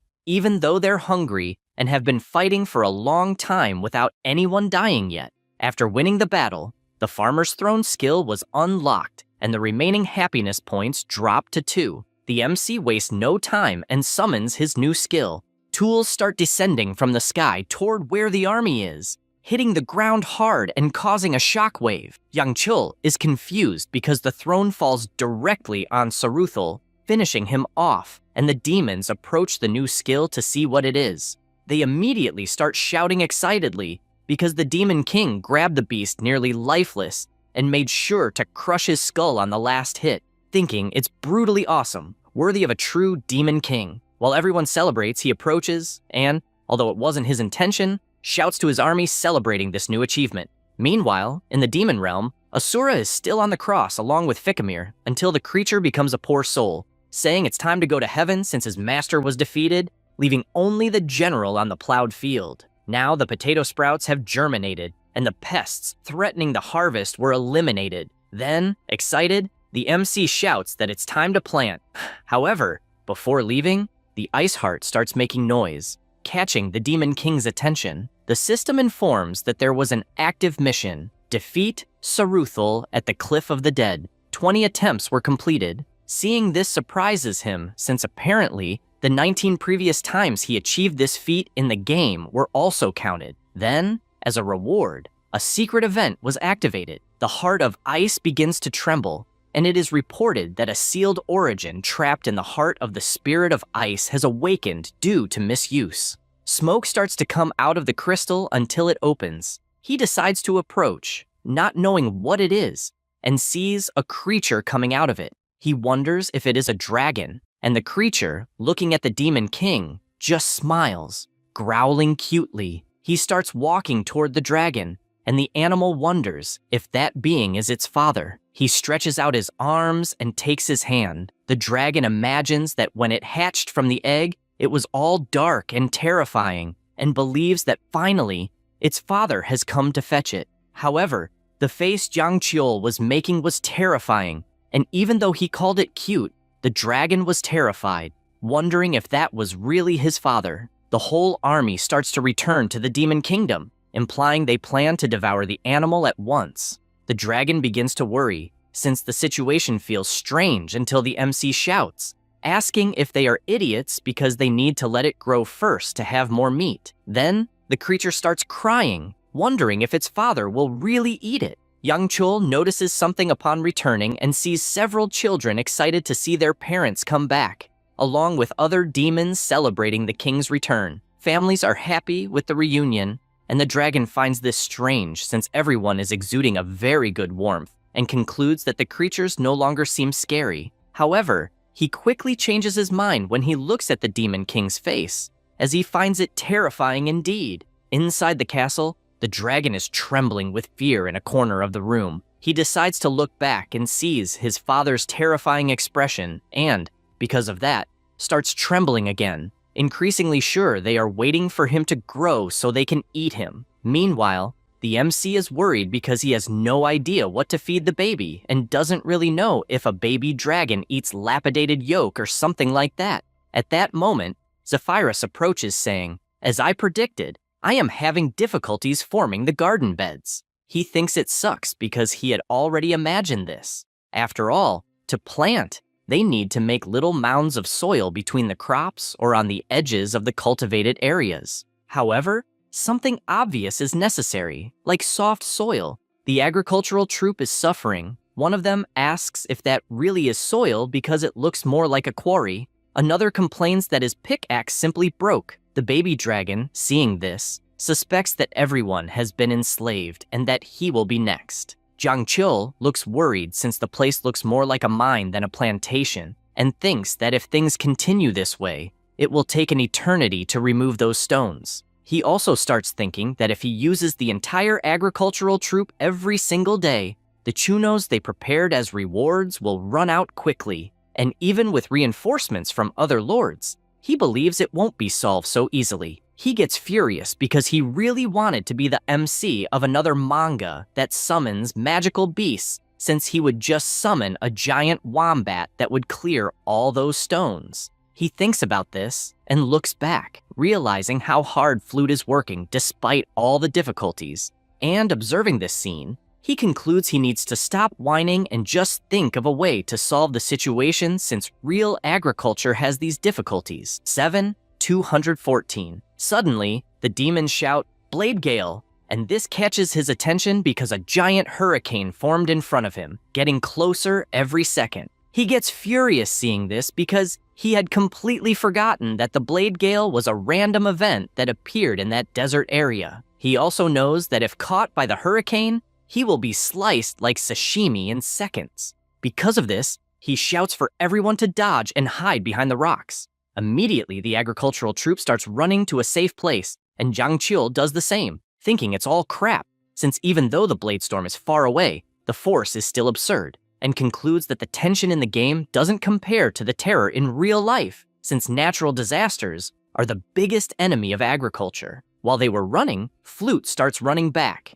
and that leaves the MC confused as to why she's doing that. She goes toward Asura, shouting for him since he's in the path of the hurricane. The girl's father starts shouting for her, but the MC just hands him the baby dragon and runs off, giving the order to protect the creature properly and that no one is to follow him or they'll be punished. Baal, worried, starts shouting, asking the Demon King not to do it since it's too dangerous. He, concerned, imagines that he is aware of the danger despite not wanting to lose his favorite lightning rod as well as one of his best assistants. And since agriculture was never a fairy tale of picking apples while smiling at the sunset, Flute reaches the cross and starts trying to pull it. Asura, seeing that, yells at her to get out of there since he can't do anything about it. The hurricane gets closer and closer, just like the MC, who is aware that farming is a fight to survive, so it's a war. With a seed in hand, he yells at Flute to get out of there immediately,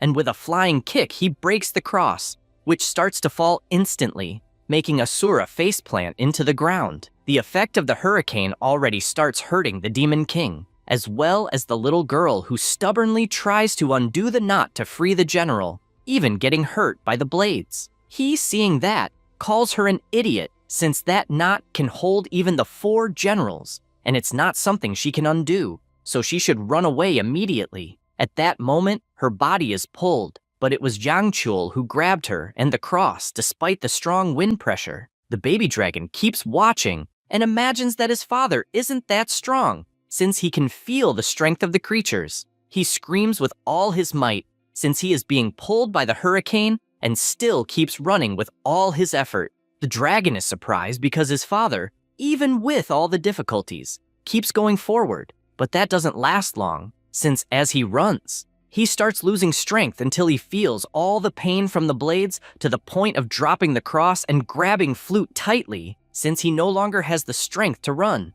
Immediately, the baby dragon breaks free and flies toward the MC, since from the little he saw, his father is a good creature. He flies at full speed toward the hurricane, and after taking a deep breath, he uses his ice ability, which goes straight into the tornado. Jiang Chul, already badly hurt, realizes that the wind is getting weaker, and seeing the baby dragon, concludes that the creature used the cold to reduce the upward air current. However, he knows that for a little dragon, that's too much, and sees no more hope. The hurricane starts spinning with full force again, but at least it gave enough time for Zephyros, Baal, and Dirac to show up and help carry everyone. Back at the castle, the MC is lying in his bed. The generals walk toward him, both with evil looks. Hartok comments that finally the demon lord is asleep and that he will cut off his head. Sergei agrees and warns that after dealing with the other two idiots, one of them will become a new demon king. They both agree to be allies until then. They open the door and enter the room, immediately walking toward the bed, ready to launch their attacks. However, they stop halfway, finding something strange since the demon lord has his eyes open and a frightening expression. They are stunned, as if they were expected, but decide to continue since it's the only chance they'll have. However, Bal and Asura enter the room, asking what the two think they are doing. The big guy warns that the demon lord is sleeping peacefully and that they should not disturb him. He also comments on the face he makes while sleeping, which is scary enough to be worthy of being called demon lord even while asleep. Saying that, he emphasizes that if they disturb the master's sleep, they will regret it. The one with the monocle admits he understands the musclehead saying that, but asks if Asura is in the same situation, wanting to ally with the demon lord who wants them to farm. He responds that he's not very excited about it, but owes his life to the MC, so he's just paying what he owes. Hartok then asks if he still hasn't realized that the farming potatoes thing is only causing problems, and is sure that besides not working, it will cause everyone to starve. So he wants to know if he doesn't mind that. Asura, without hesitation, replies that things are like that, and remembers little Flute working hard even though she's so young. For that reason, he says, if they want to survive, they must risk their lives, even though he prefers doing it fighting, since that's how he is. The one with the monocle makes it clear they will regret that, and leaves the room with Sergei. At that moment, the generals hear a noise in the room, and notice the demon lord has awakened. The MC, confused, says Asura's name, and the general asks if he happened to overhear the conversation, but makes it clear he's not on his side or anything like that. He's just paying for what he did or something like that. However, Jiang Chul, with a terrifying look, asks what the hell they are doing talking in his room. Asura is confused, but it's already too late as he receives a bloody blow that could be seen from outside the castle. They go outside, with Bal carrying Asura on his back, and the demon lord says they can't waste time and asks to call everyone to continue cleaning the lands. The general says that actually, the stones have already disappeared and Zephyros was responsible. He is confused hearing that until he sees his subordinate giving instructions to the farming troops. Seeing that, he approaches and asks the patrol what he did with all the stones. Zephyros points in a direction, saying he's with a certain animal. The MC looks from afar and asks if it's Tibone. The baby dragon is carrying the stones in his mouth as much as he can and flies back to carry more. He imagines he can't protect his father from the cutting wind since he's too small, but is determined to eat a lot to grow fast. While flying, he notices his father calling him and flies to him, leaving Jiang Chul excited to see his baby even while making a terrifying face. He reflects that the cutting winds don't appear often, and that if his baby dragon keeps looking at the sky and releases the freezing air at the right moment, they might be able to stop the hurricane, but he sees no other choice since not doing this would be a bigger headache. Then Zephyros says the stock of Chuno rewards is running out and asks if they should make more. The MC replies it's not necessary and reflects that the first enemy of farming is natural disasters and the second is cost, obstacles they need to overcome. Meanwhile, in the castle, Sergei is resting in her room until she removes her helmet. She, who is a beautiful blonde, shakes her hair and comments that the smell of manure does not go away even after so many days without going to the fields. At that moment, the MC calls at the door, saying they need to talk. She finds it strange since the demon lord had never been to her room before, so she asks what he wants since they have nothing to talk about. He says he really needs her help, and therefore asks her to please open the door. She becomes furious and just tells him to leave, but he insists, warning that he will come in. Sergei turns around yelling that they have nothing to talk about until she sees the MC almost naked crossing the door and becomes desperate seeing that scene. She then asks if he is crazy for entering a woman's room like that. Immediately, he crouches down, making her ask what the hell he is doing. The MC says that without her, he can't do anything. She doesn't understand this and is embarrassed. Jang Chul reflects that to save costs, he is even willing to kneel since he needs her sharp blade at that moment. Sergei, still very embarrassed, says that if he needs it that much, she is willing to listen. He quickly notices her reaction and can't believe she suddenly became like that. They go to the warehouse and stand in front of the potatoes. The MC asks her to cut the potatoes since they need to cut them in half to plant. She hears this and becomes extremely angry, thinking she was tricked. Besides cursing the demon lord by every name imaginable, he tries to explain that the job is simple and that she shouldn't cut potatoes with 3 or fewer sprouts.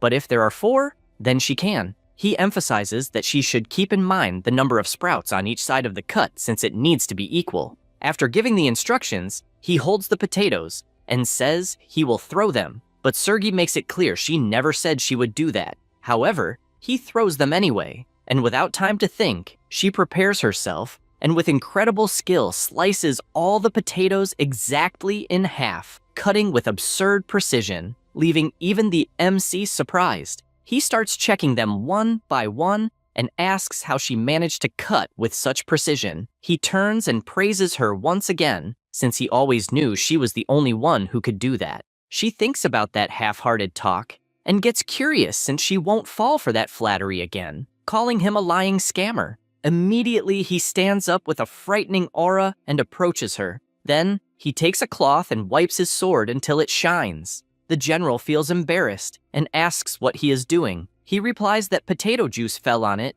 and it needs to be cleaned. She, dying of embarrassment, wonders if the Redamoinho is crazy since she doesn't understand why he is acting like that, besides that look which is sincere, warm, and deep. The MC notices the sword is very clean and admits that it's a good feeling, imagining that if the knife isn't cleaned well, diseases could spread to the potatoes, so it must be cleaned carefully. He approaches her again, and with his charming gaze asks her to please help since she is the only one who can do that. Inside, he thinks she is the only demon who can cut the potatoes while helping to store the chunos. Sergei, still shy, takes a deep breath and agrees to help this time. Inside, she calls the demon lord silly. He is happy with her answer and says he will fetch some boiled water and clothes to spend the whole night cutting together. She just doesn't understand why the demon lord is so excited, calling him silly again. After that, they continue cutting all the potatoes,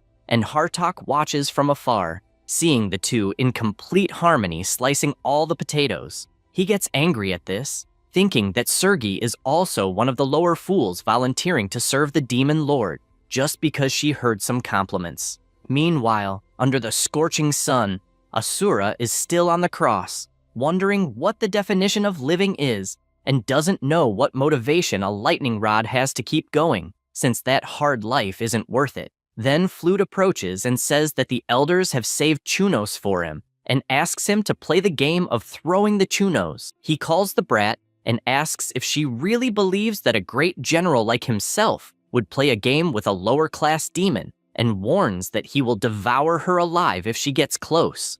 Anyway, she throws the food, but it hits his mouth. This makes him furious to the point of asking if she doesn't know how to play properly and tells her to do it right. From afar, the monocle is watching and concludes that Asura has already lost his mind since he took so many hits that he can't think straight. Then he turns around because someone is shouting. It was the MC warning that they will finally plant the potatoes in the field. Hartok watches them and concludes that he never expected anything from him. At the same moment, the agricultural troupe begins to thank Sergei for having cut all the potatoes for them. She, a little embarrassed, replies that she didn't cut them for them. The monocle notices her expression and asks what kind of look that is, since it's not the expression of a great demon general. He also notices the lower demons crying because of the potato seeds and asks if they aren't ashamed of that. He concludes they are all idiots and inwardly announces that the greatest intellect of the demon race will take the throne of the demon lord. Meanwhile, the MC instructs to keep planting since soon the sprouts will grow and pierce the soil. He also warns that when this happens, they should start cutting the sprouts. Baal says he is very good at cutting, but the demon lord tells him to shut up and explains that each seed can produce 3 to 6 sprouts. With this explanation, he asks what is better, more or fewer sprouts. The demons respond that more is better, but the MC says they are wrong because fewer is better. They get confused and ask why fewer is better since more is always better, and believe that the demon lord must have gotten confused. Hartok, observing the matter, gets irritated and calls everyone bloody idiots. Then he asks them to think a bit, because if there are too many sprouts, they will steal nutrients from each other. In other words, the potato itself will have fewer nutrients. Jang Chul hears this from afar and admits being surprised, asking how Hartok knows this, and if he happened to have cultivated before. He replies by asking if they really need to learn something so basic, and explains that the sprouts and the potato share nutrients, which is obvious. The MC asks how many would be ideal, and he replies that the obvious answer is 2, but thinking a little more, he concludes that from a practical point of view, they could assume 1 is ideal. However, if that one breaks the potato's root, it could die. He also suggests they could create healthy soil artificially by adding fertilizer and tilling the land to improve air circulation.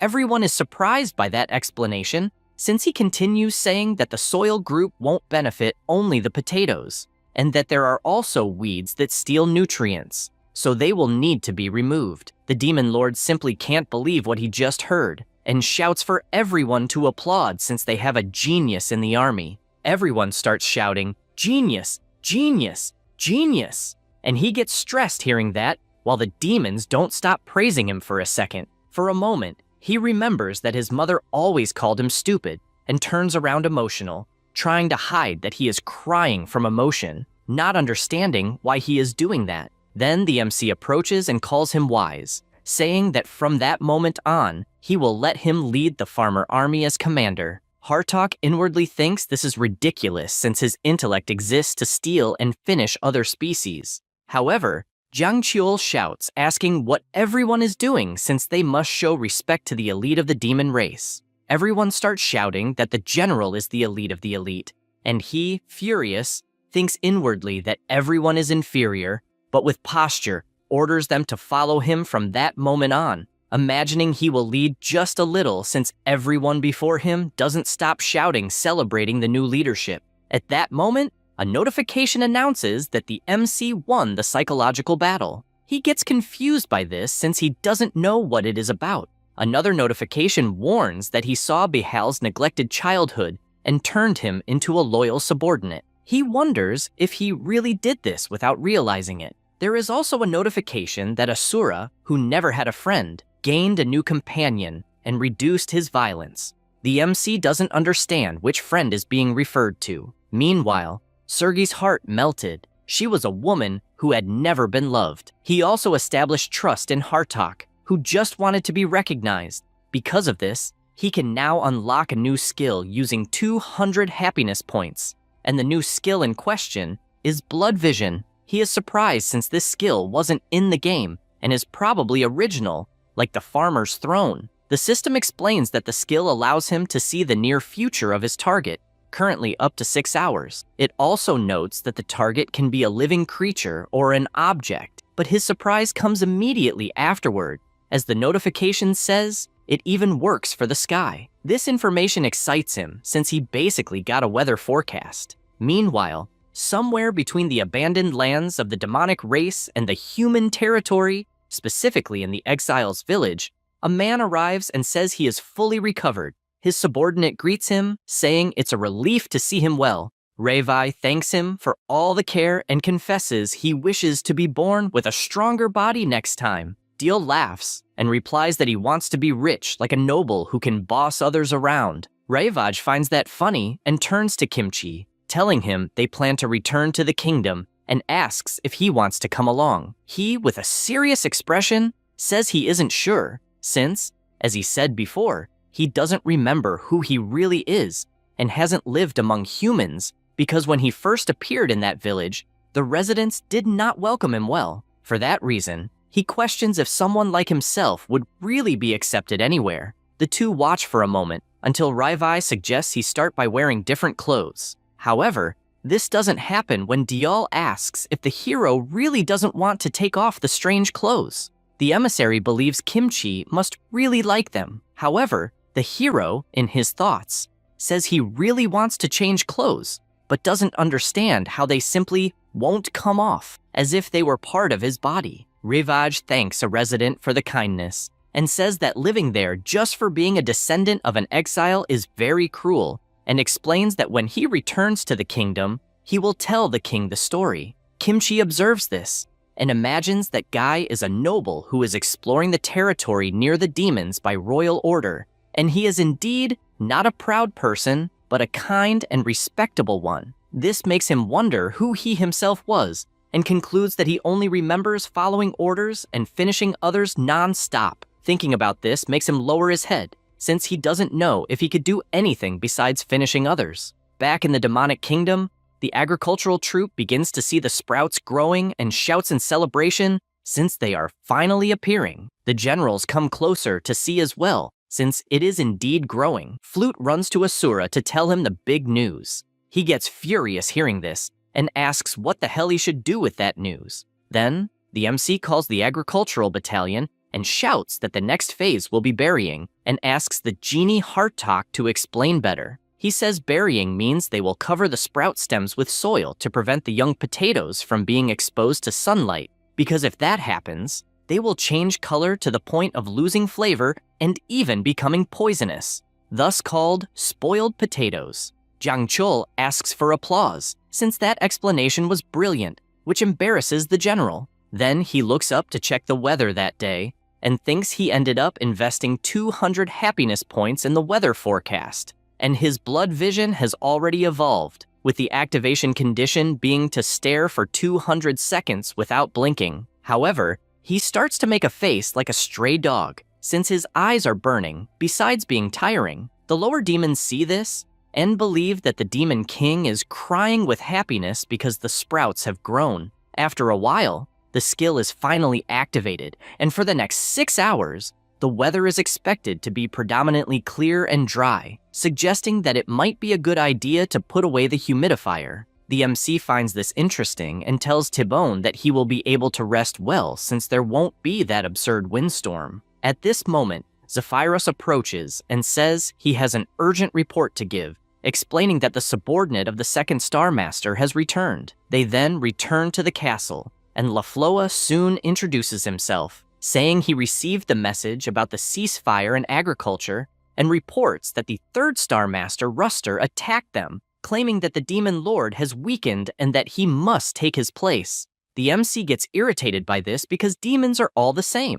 Zephyros says that indeed, this is a problem, because if the third Star Master subjugates the second Star Master and they join forces, they won't be able to deal with them so easily. Jiang Qiul agrees and says that although they are low level, their numbers are absurd. He reflects that he needs to find a way before the second Star Master falls, even though he can't leave agricultural work abandoned for too long. The area under attack by the third Star Master is a subterranean abyss of the dead, also known as the Swamp of Decay, which compared to the game map is actually 10 times bigger and ridiculously far away. He goes to the abandoned opposite side, which should give bonuses in the game, and is located in the Demon Lord's castle, but it's not working. This makes him wonder how he can solve this and take care of agriculture at the same time. He stops to reflect, not exactly knowing why he's getting worried, and with his devilish face thinks that since he is the Demon King, the boss doesn't need to do anything directly. So he follows his plan, and Sergi makes a drama, saying she is not fighting because of him. Bahal proudly says he will follow his orders no matter what happens. The MC concludes that he can send 2 of his 4 generals to battle, and together with some strong demons, they can make a difference. He is aware that in the boss's area, the shortcut system is perfectly connected, including one that leads directly to the Swamp of Decay. Knowing this, he orders the long-range sprayer to be launched, since if he himself and Hartok focus completely on the battles, everything will go well. The Second Kingdom is in flames, and Planus, the second Star Master, is kneeling on the ground and confronts the adversary, asking how he dares to challenge the Demon King by committing treason. The demon approaches and states that this is a rebellion, saying he had no choice. This is Ruster, the third Star Master. He says that stopping that war will only bring ruin to their race. Planus gets even more irritated and says the Demon King promised to provide fertile lands, so they no longer need to fight humans for food. Ruster replies that this is not the problem, and with his weapon raised, he says that fighting with courage is the honor of their race. Suddenly, a weapon flies toward them and hits the Star Master's club squarely, throwing the weapon away. He turns to see what it is, and realizes it is two of the Celestial Generals. Sergi wastes no time and admits to Ruster that he is right, since their race was indeed made to fight. She says they love to fight more than anything, but asks how things ended up like this, and why they started to like it at first, but admits she finally understands after observing everything that has happened recently. Flute is running with a big smile on her face. She opens the door of her house, shouting and asking her father to run to the field. After they return to the field, they are amazed to see the beautiful plantation that was created. Seeing this makes both the lower demons emotional and Asura, who also sheds tears because of it. Hartok and Zephyros admire from afar, as does the MC in front of his great achievement. The little girl runs calling for the Demon King, and Happy says that it is very beautiful and that she had never seen anything like it before. The MC just remains silent. Back in Sergi, she charges full force at the demonic master and attacks with her many swords. The opponent, being distracted, does not notice the tyrant approaching and is grabbed. She takes advantage of the situation and begins to deliver countless blows since her target is immobilized. Ruster starts begging her to stop and says he never said anything about finishing someone off, but that he was there to save lives, so he doesn't understand what they are doing. She reflects that, indeed, that is true, but she does not stop attacking, stating that sometimes they need to finish one to save many. He gets irritated hearing this since it doesn't even make sense. Meanwhile, the MC, in front of the flute, comments that indeed they finally started to grow, and there were several at once, and asks to cut the useless flowers immediately. The demons are upset about this, and Asura starts shouting, warning that he will never forgive the Demon King for being so cruel. Hartok liked hearing this since even in that scenario, the king remained the king. Because of that, he asks what everyone is doing since they must obey the order immediately. D-Rock, even upset, bends down to the flower and sees it sad. Another demon laments, saying he can't do it because they did everything to make them grow and had never seen something so beautiful in that land. The general, with little patience, warns that if they leave the flowers there, they will devour all the nutrients instead of the potatoes doing so, and the focus is to make the potatoes grow big and well-nourished, not a flower garden. The agricultural troops then obey, even though it breaks their hearts. The MC sees this excited because he liked hearing the word potato in his ears.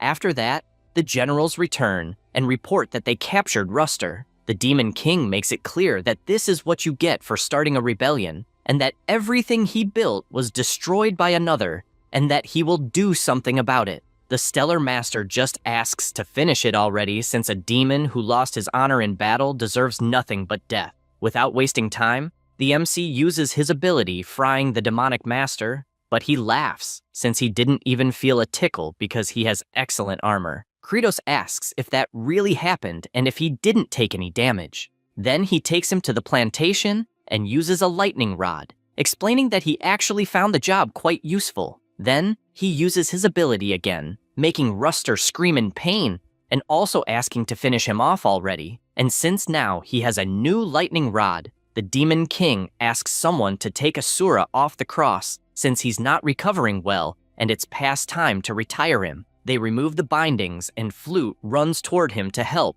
but stops halfway because his face was scary. The general kept saying that little demon girl humiliated him for too long, and that's why he wants to devour her first. She goes into shock seeing that evil aura of his. However, his legs fail, and he falls face first to the ground. He thinks it's all crap since it's been a long time since he walked until Bahal approaches him and picks him up in his arms, leaving Asura inconsolable to the point of asking what the hell he thinks he's doing since he's not a princess to be carried like that. The big guy ties him to his back to carry him and says it was an order from the Lord Demon since he'll stay like that for a while. The Prince of Darkness is furious about this, imagining he will never forget this humiliation. Meanwhile, The MC, watching from afar, confesses that he was worried that Crazy Guy would lose it again. Although, when he used his foresight ability, he soon knew the weather would stay the same for 6 hours, and so he let him go.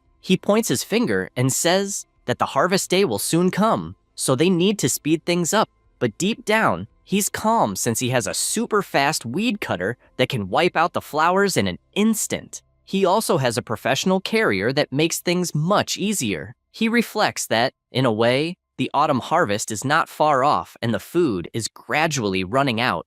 And even though the demons are used to hunger, he cannot see how tired they will be. At that moment, someone approaches calling for him. It was Planus, who introduces himself as the master of the second star and is there to express his gratitude for having saved him. The MC remains silent for a moment, as does the Star Master. Then he completely changes his expression to furious, leaving Planus confused about why he became angry. All Kratos can imagine is why that demon appeared empty-handed to thank him when he could have at least brought a drink or some fruit. The Master says he is currently gathering some subordinates of the third star and will soon put them to work. All the Demon King can think about is that the potatoes are growing very well, and he wants to harvest them as soon as possible to make chunos. He says he actually wants to see the demons eating until they feel full. Only then does he stop to reflect on why he started doing this. And while immersed in thought, the master of the second star warns that he will prepare the troops and leaves the plantation. The MC watches him leave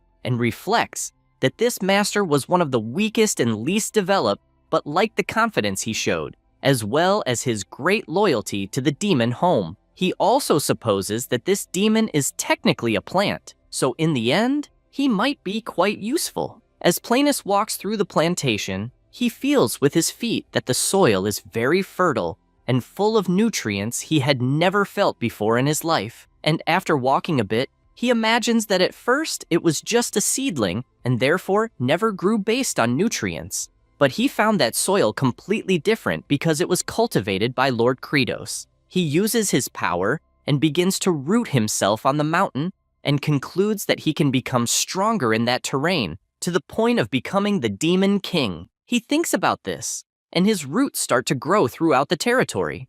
The next day dawns, and the MC starts the day by shouting to the agricultural troop that it's time for the demonic morning exercise, and everyone immediately begins exercising. He coordinates the exercises, and everyone shouts excitedly, getting into the rhythm. The Demon King, excited, reflects that at first the lower demons were pretty bad, but over time they began to move according to his commands, and, as expected, they have potential. He also noticed the same thing happens when he gives a surprise command, and with that, he orders them to roll to the left, and immediately the agricultural troop obeys without anyone making a mistake. Then, he orders them to roll to the right, and everyone obeys. He reflects that to work in the agricultural field, demons need stamina, and now they are going to do it without relying on a leader. At that moment, General Tyranno appears running and shouting that something terrible has happened. He says that all the potato leaves have turned yellow, which draws the MC's attention. Everyone goes to the field and notices the clear change in color of the potato leaves.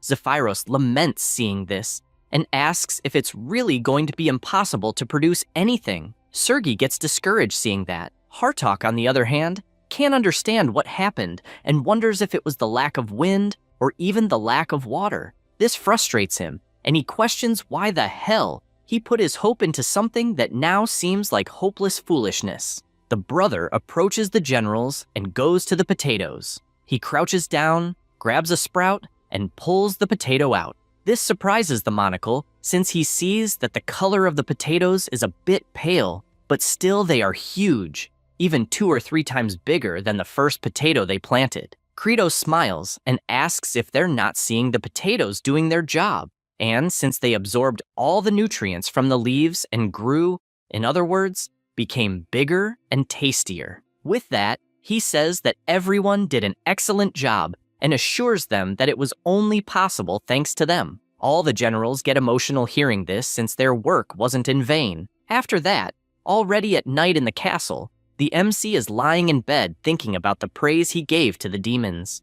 This makes him remember his past life, when he had planted a tomato plant, and his grandmother said the tomatoes were growing very well, and praised Yang Chul saying it was thanks to him. The next memory was of her entering the ambulance, and all he could do was scream desperately seeing his grandmother intubated. After reflecting on this a bit, he turns over and starts thinking that such sentimentality is useless, since as a demon king, who is supposed to be such a cold being, he shouldn't feel things like that. He is also aware that soon they will have hundreds of potatoes to eat, but they still can't let their guard down, since if they rely too much on potatoes, they could literally end up starving, and if there is any plague on them, just like the famine in Ireland. In other words, he is aware that the potatoes will solve the problems for now, but they will have to plant other types of seeds soon. Suddenly, he feels a strong tremor and gets up, asking what it is and if there's a problem in the castle.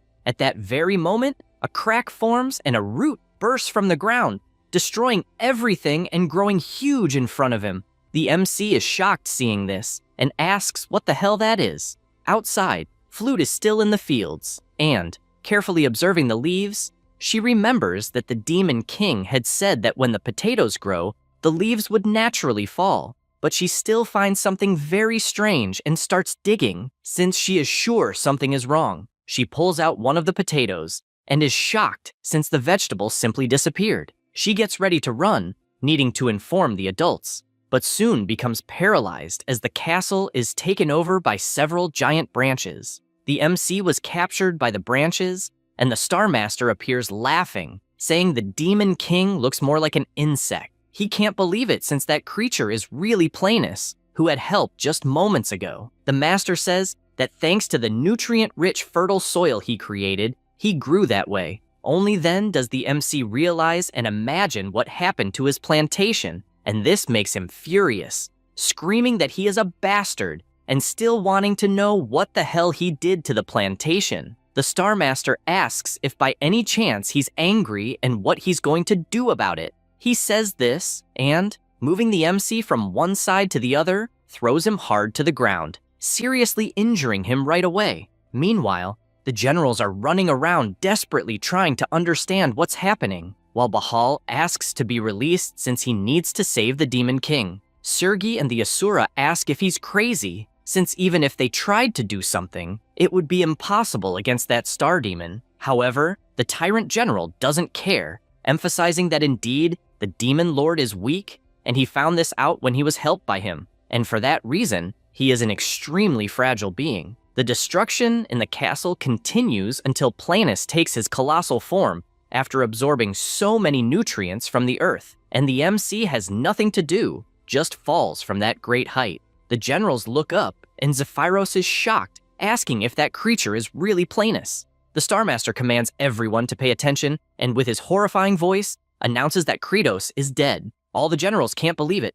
nor can his servant and the baby dragon. The lower demons are also frustrated by this, especially Flute, who bursts into tears. Planus continues his announcement, saying that he should remember the old demon law, that power belongs to the strongest, and for that reason, he declares that from that moment on, he is the new Demon King, and orders everyone to bow before absolute power. Hartok reflects on the situation and realizes that it's possible to feel that the Star Master absorbed all the nutrients from that land, and since Kratos is out of action, that being is the strongest. Because of this, he bows, thinking that demons always follow the strongest. Sergi is frustrated with this situation and also bows, as do Bihal and the Asura. Zephyros simply can't believe the situation he's in, and the Asura asks what he's waiting for, since he must show proper respect. Four Eyes, seeing no other option, also bows, and everyone is bent before that colossal demon,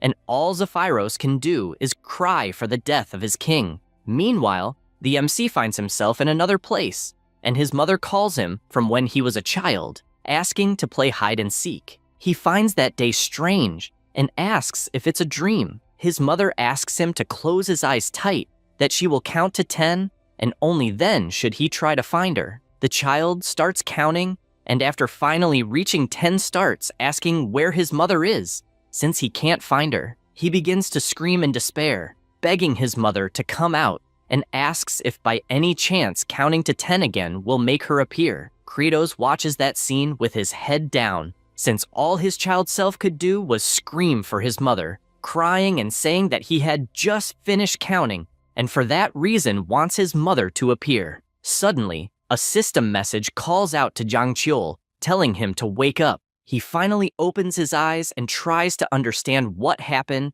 and if a message really called him by name, and so he asks the notification where it is and if by any chance he lost his life. The system tells him to move, since if he does, he might survive. He wonders if he'll be able to use the glitch, but soon concludes he can't, since there isn't even room to turn his body. However, he realizes that at least his hand can move, so he decides that even slowly he will start digging, and he begins to do so repeatedly, and even in pain. He continues, since he can't give up. Meanwhile, outside, Planus asks the scribe to come closer. Zephyrus approaches and introduces himself, saying he is a record secretary. Then the Star Master asks him to record it accurately, since that is the first grand step, and because they are about to begin the invasion of human lands, making it clear that they will dominate all humans and raise them like cattle to become food. Hartok laments, since apparently they've returned to the starting point.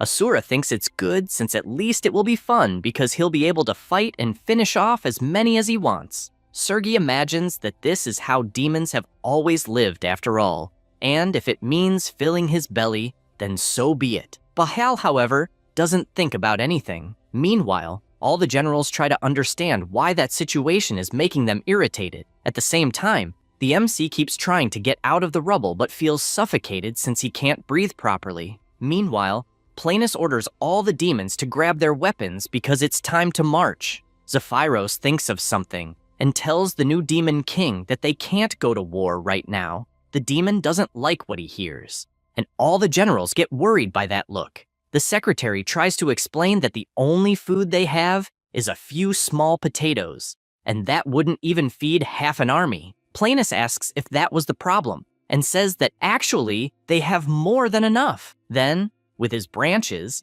he attacks and captures Flute, leaving her scared, just like her father, who starts screaming in desperation. That catches Asura's attention immediately. Planus shows the little girl and says that there are a bunch of weak and useless demons there, and orders them to be used as food. She starts screaming, saying it's not like that, since nowadays they can live without devouring each other, and screams louder and louder, saying the king promised them that. He watches the girl screaming like that and drops her from that great height. Meanwhile, the MC is still under the rubble and realizes his heart is stopping, but concludes that if he dies, all the demons will starve. So he opens his eyes and uses the bloody strike on himself, electrocuting his own body. He decides he can't let the others go hungry again and starts digging again, screaming with all his strength to get energy, and with that, he manages to dig, even if slowly. Outside, Planus is staring as Asura simply saved the little girl, holding her in his arms.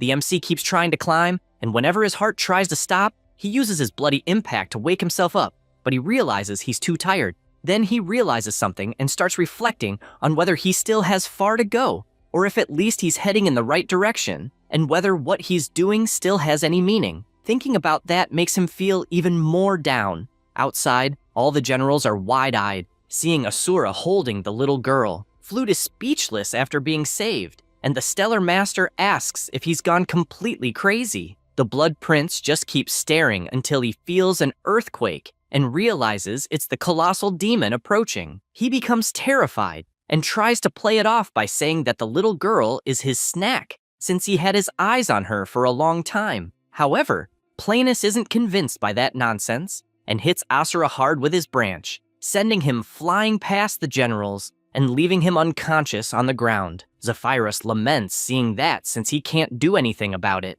The Stellar Master once again says they should prepare for battle. The Four Eyes gathers courage and shouts that there's no just reason to do this.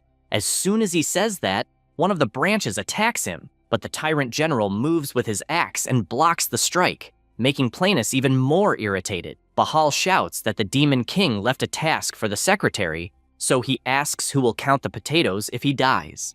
The Stellar Master asks if they're suggesting a mutiny. Hartok immediately answers no, as that would be unthinkable, but emphasizes that they believe the proposal of the former Demon King Kratos, to invest in agriculture was a much more sensible order. Sergei asks to pose a question and says the former demon king showed a path where no one had to die, and, because of that, questions why go to war if there's already another solution. Planis loses his patience, since he's being confronted, and begins summoning several roots while shouting that he is the strongest there, and therefore everyone must submit. However, they refuse, saying that true strength is born from what is just, so all the generals prepare for battle. The lower demons also scream that the true king is only Kratos, and, because of that, they warn that he will pay for what he did to the plantation. Immediately, the roots go toward the demons, but Hartok doesn't let that happen, and uses his mist barrier,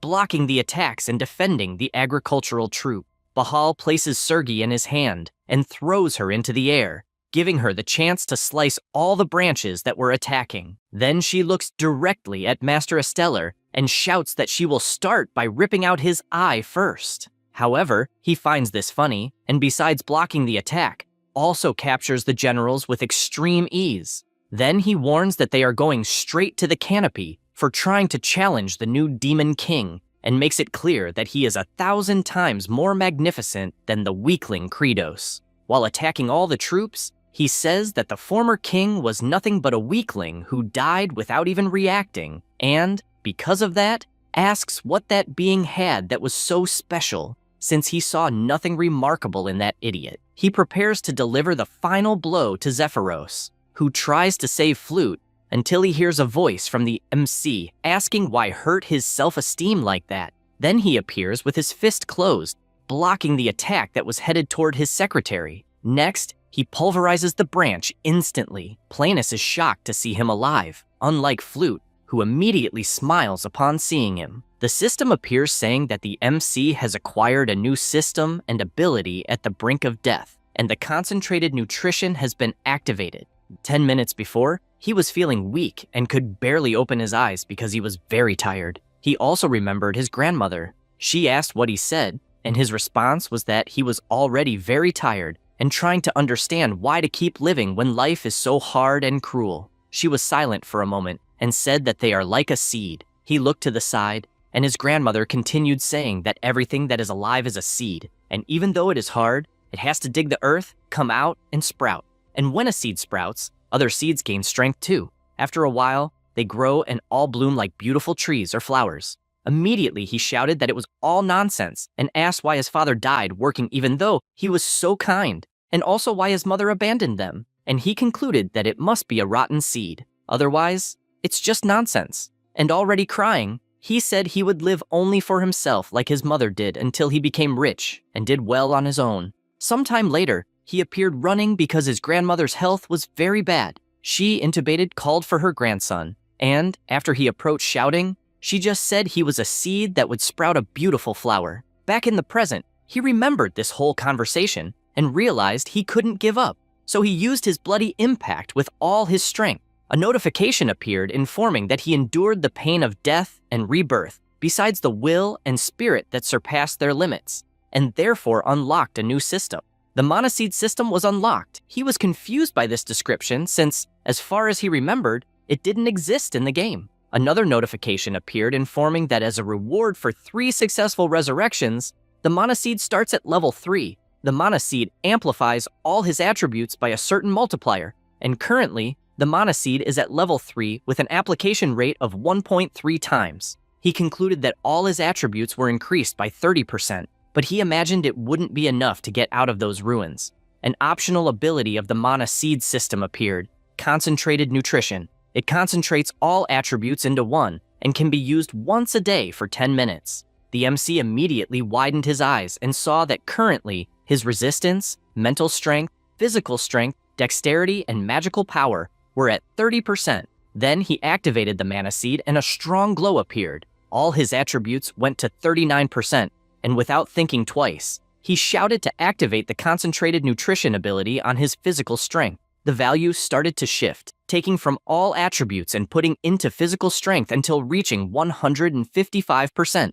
Now, with his ridiculously increased strength, he began to get up and the ground started to shake until his arm finally came out, along with his body, and he stood face to face with the enemy. Planus was in disbelief seeing the Demon King still alive. The MC warned he was back since a certain branch was too dumb. The other demons were surprised since it really was Kratos in front of them. Everyone celebrated that the Demon King of the harvest had returned. The baby dragon also cried with happiness and went straight to his owner. Hartok felt relieved inside, as he didn't want to lose his king like that. Sergei, although happy, imagined there was no way to stop Planus' absurd power anymore. Even Bahal lamented, as he didn't believe his boss could defeat someone who had gotten so strong. Planus said he even liked the situation because now he could finish everyone at once. However, the MC warned he was wrong since he wouldn't kill anyone anymore. He said this and imagined the brute might be giant, but knew that in the end, it followed the same pattern as the game. He also remembered that his agricultural troop was perfectly synchronized in training, and thus shouted for everyone to follow him since it was warming up time. Immediately, all the demons lined up toward him. The monster attacked, and the MC shouted for everyone to jump to the left. With perfect synchronicity, they jump and all dodge the attack. Then he yells to jump to the right, and everyone obeys. The next step was to jump to the ground and then start rolling non-stop. After that, they turn their backs and jump backward, always synchronized. Planus can't believe how this is possible since he isn't landing his attacks.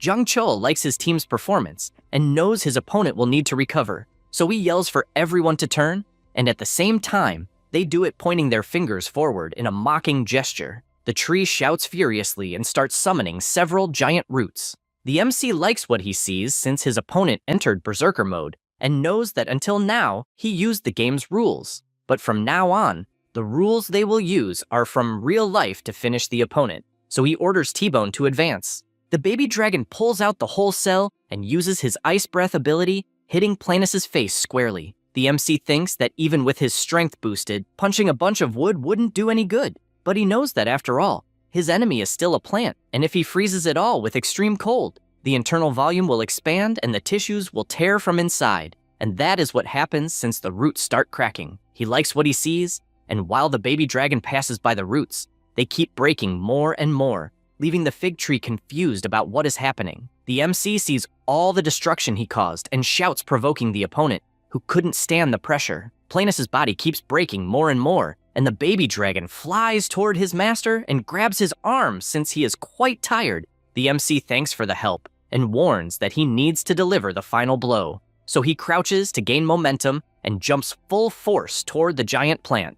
And he spots the other weak point since he knows it's the hole he is looking at. Because of that, he punches with all his strength, and at first, it seems nothing happens. But that entire spot is destroyed, making Planus scream wildly in pain. Zephyros is surprised since apparently the Demon Lord was defeated. At that moment, a notification warns that the nutrient concentration time limit was exceeded, and because of that, Yang Chul starts falling in free fall. Planus doesn't stop screaming, his body growing weaker and weaker, his eyes slowly closing until he completely blacks out. The secretary notices this and wonders if he really died since his body remained motionless standing up. The MC, after falling to the ground, finds it strange because in the game, that tree shattered completely and disappeared, so he doesn't understand why it's still standing, and that draws his attention since it is concerning. At the same moment, a sprout begins to emerge from the ground, and a new form of Planus appears in front of him. He doesn't understand what the hell is happening,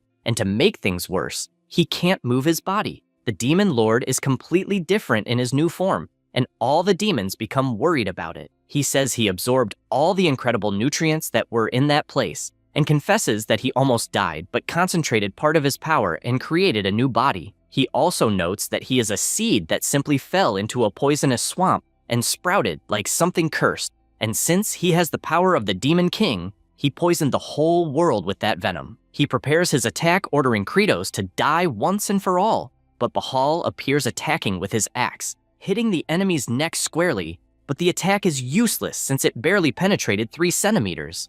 Because of that, Planus turns furious and hits him squarely with a slap, throwing him far away. Then it's Sergei's turn to attack simultaneously with all her arms, but she also receives a solid hit in the stomach. Hartok appears, landing his demonic punch, but it only serves to make the Demon Lord angrier to the point of throwing him hard against the ground. This time, Asura appears, activating his abundant harvest, Genesee, and with a beautiful attack, cuts the opponent's head off. That surprises the MC since Planus, after losing his head, had his body disintegrated little by little, along with all the roots, and the giant body that was in that place gradually disappeared completely, turning into green particles in the air. Kratos is pleased with this result, as are all the elite demons, since they were exhausted. At that moment, someone draws their attention. It was the secretary, announcing that he will record this as testimony of the Demon King's army victory. Hartok tries to control himself, but raises his arm shouting for everyone to salute Demon King, Kratos. Immediately, all the demons celebrate, as does the elite, all standing to salute the true Demon King of the harvest. However, suddenly, the MC shouts for them to stop. Immediately, silence fills the air. He looks to the side and sees the state of the land. Then he looks forward and notices the condition of the leaves. He falls to his knees, since the entire field was destroyed, and they will have to cultivate everything again from the beginning. And his greatest frustration is that everyone will have to go hungry again. He wonders if, really, after all the mess that happened, they will want to deal with cultivation again. He refuses to accept this since he cannot make everyone work under such cruel conditions. All the demons watch him as he remains on his knees. A green energy ball slowly falls toward a dead leaf until it touches it and revives it, filling it with nutrients. Zephyrus begins to remember the past when many demons were imprisoned, including himself. They kept thinking that nothing else mattered since they were just meat for slaughter. At that moment,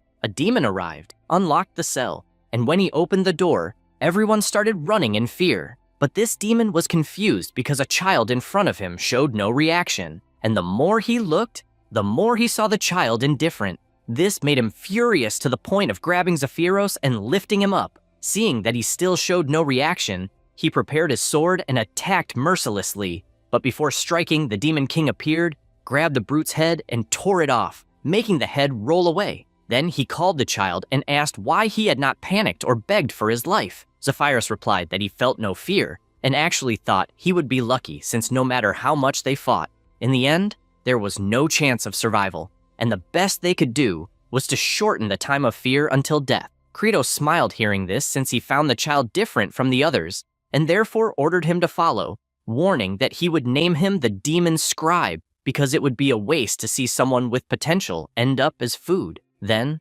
while leaving the cell, he warned that he himself, as king, would one day end the tragedy of devouring their own brothers. After Zephyros remembered all this, he stared at the king, who was completely devastated for having lost everything they had worked hard to achieve. He remained silent for a moment and turned, walking to grab a hoe. The elite demons watched this confused and saw the secretary digging the soil as if he had returned to work. This caught Hartok's attention, who immediately shouted to the agricultural troop that it was time to work, since they needed to prepare the soil and set up the beds. Without hesitation, they took their positions and began running with their tools in hand. The MC looked to the side, confused, and saw all his army working the land and humming as if they were happy. He realized he could not keep appearing weak, and therefore shouted for the 1st Division to look for any area where the potatoes were still alive, and the 2nd and 3rd Divisions would grab hoes to form a line. Then he ordered Sergei to cut the leftover potato seeds,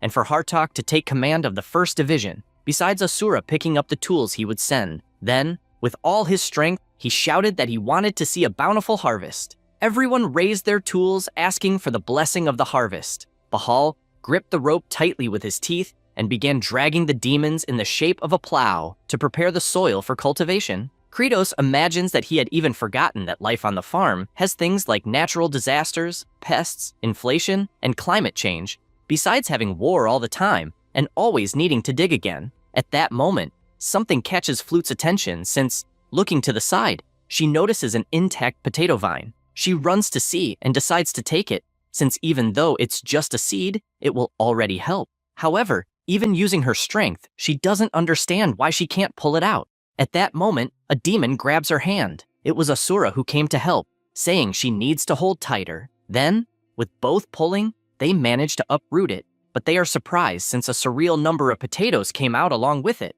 One of the potatoes even heads toward Ruster and hits him right on the head as he was lying on the ground because he was a lightning rod. Asura simply can't believe what he's seeing, just like Flute, who without thinking twice called for the MC and ran to him, showing the giant potato she found. He takes it in his hand, not believing it, and asks if they are real and wants to know where she found them. She replies that she pulled a little plant from the ground and a bunch of those potatoes appeared. After hearing this, he understands what happened, remembering that in the game there was a special scene when they defeated Planus, because instead of death, some sprouts grew there, which meant his nutrients were absorbed by the earth. So, since this demon lord was 1,000 times bigger than normal, the area of effect and the quality also increased. Thinking about this, he shouts for the entire agricultural troop to stop what they're doing so they can dig. They obey and come face to face with several large potatoes, and are unbelieving since apparently the field didn't die and there are potatoes everywhere.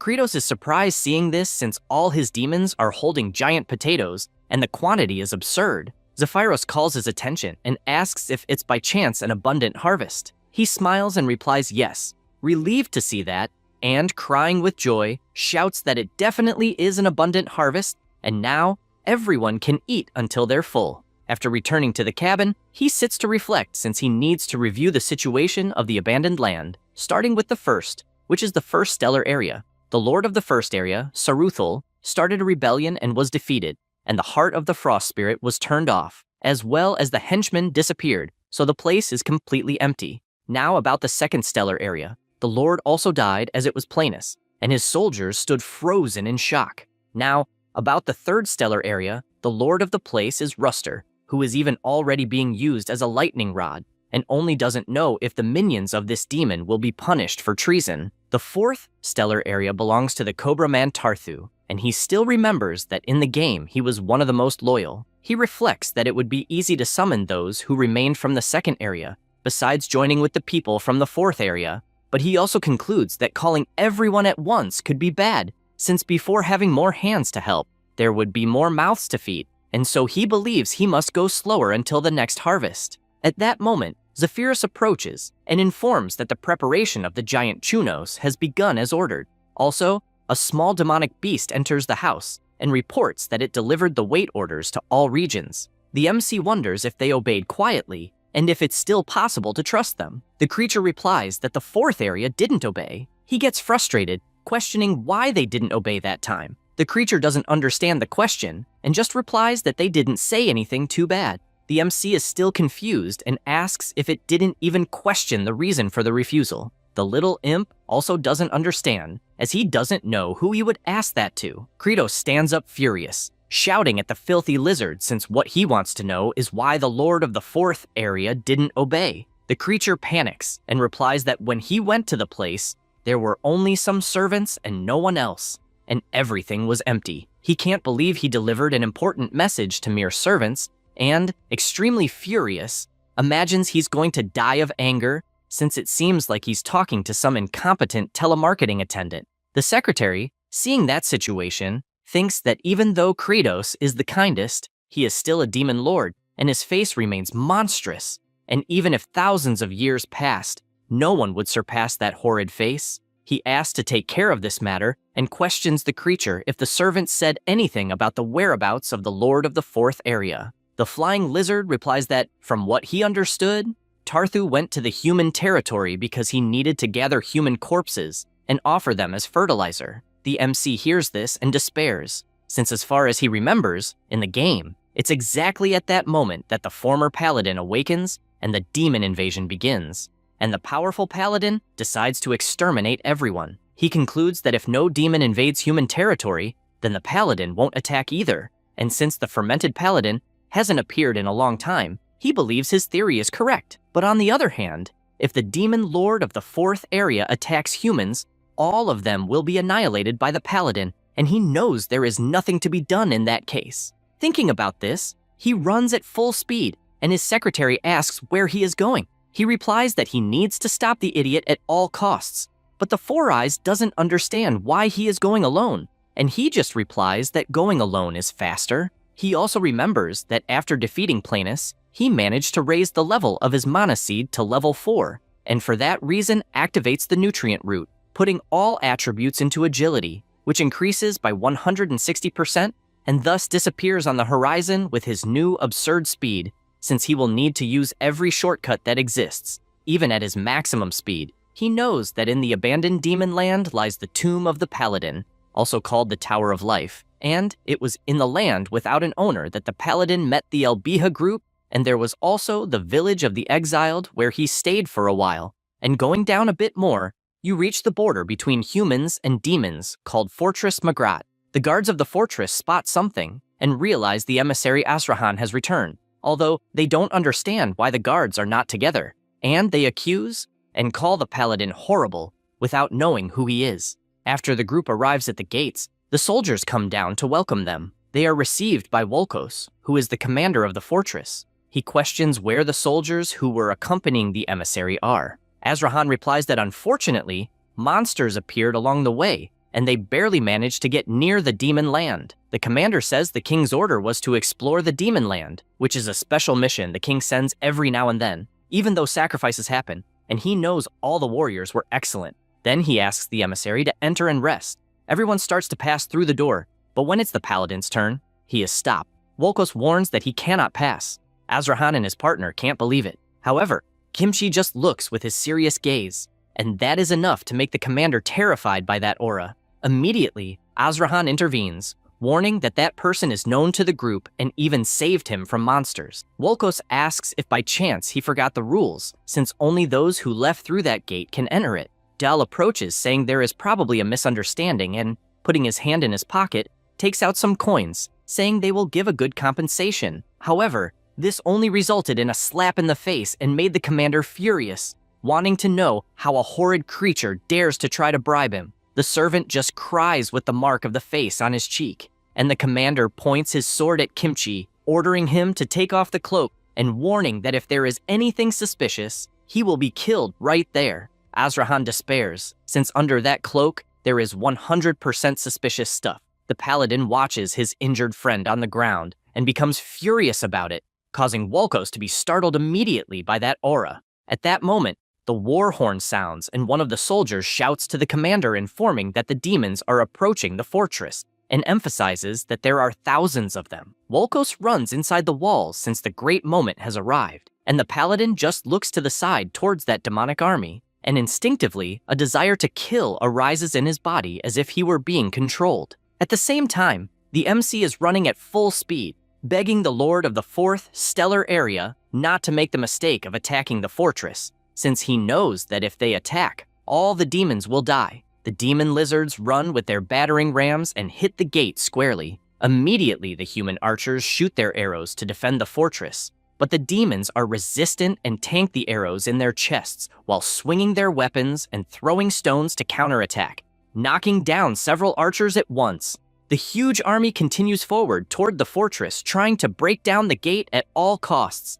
Inside, everyone is hiding, including Kimchi, who just reflects that he ran to fight out of instinct and thinks it might be because of his 19th reincarnation, since in his memories he only killed following the hand of duty, and if Azrahan hadn't pulled him, he probably wouldn't have started fighting without thinking. He also notices that everyone around him is afraid, so he believes that the right thing would be to fight. Suddenly, the gate begins to give way, and everyone shouts that the situation is worsening. After so many attacks, the gate finally falls, and the demon lizards manage to invade the fortress. The leader shouts to kill everyone and turn them into fertilizer. At the same time, the commander of the human army shouts to destroy the back bridge, and, even if they die, they must not allow any demon to return to the continent. They start marching to obey the order, and completely blow up the bridge to deny access to the demons.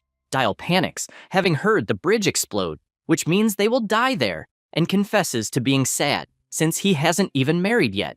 Azrahan falls silent for a moment, and asks his friend not to be frustrated, since even if he survived, he wouldn't marry anyway. Dial gets irritated by this comment because it doesn't console him at all, and guarantees that in the next life, he will be noble to make him work until he drops dead. The entire place where they are begins to shake, leaving everyone desperate until a demon lizard manages to destroy the wall, making the people panic even more. The monster opens his hand and grabs a little girl who begins to cry desperately, screaming for her mother, who can do nothing but scream back. The emissary tries to run to help, and the moment Kimchi sees this, he obliterates the demon with a single attack, leaving Dial scared and confused about what happened. However, Azrahan wastes no time and jumps, grabbing the little girl before she falls to the ground. At the same time, the paladin jumps into the middle of the city and heads toward the leader of the demonic army, landing right in front of him. Tarthu is startled but realizes that someone dressed as a maid appeared before him. He falls silent for a moment and inwardly confesses to being confused, since all of this is very strange. Kimchi says he doesn't want to fight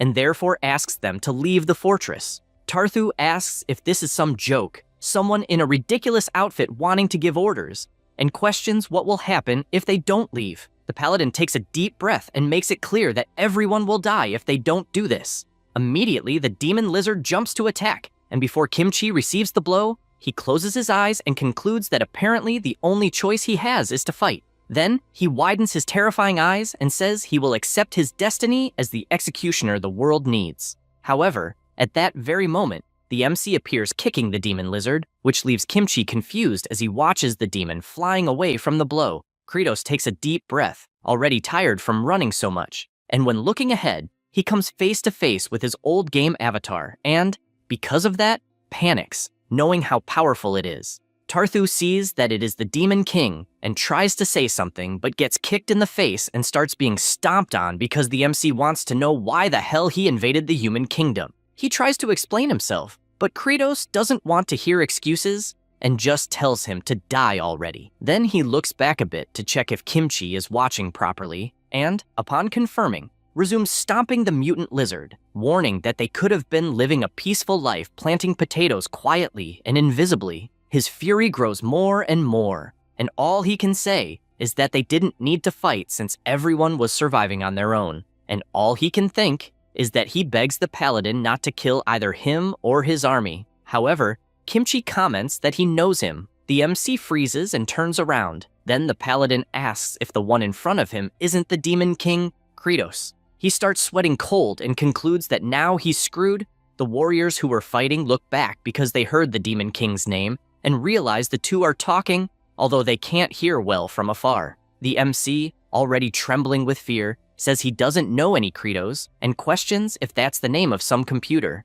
Kimchi, who has no idea what a computer is, says he knows very well that the demon in front of him is the Lord. The MC panics because things are getting complicated and knows that if he stays there, the paladin will attack with everything, so there's only one thing to do. He advances first and puts both hands on the ground and thrusts his horns into the earth. Both the demon army and the human army are surprised to see the Demon King upside down. Kimchi watches the scene and starts sweating cold because he doesn't understand what's going on. The demons, also confused, wonder if that's a distraction tactic or a new intimidating technique from the Demon King, then asks what he's doing, and he replies that it's a kneeling salute. He explains it's a gesture used to show repentance or utmost gratitude, and swears he had no intention of invading human territory, saying the lizard left on its own. Kimchi says he can't believe a demon's words. Again, the MC lowers himself and pleads for belief, even saying he'll apologize more than 100 times if necessary.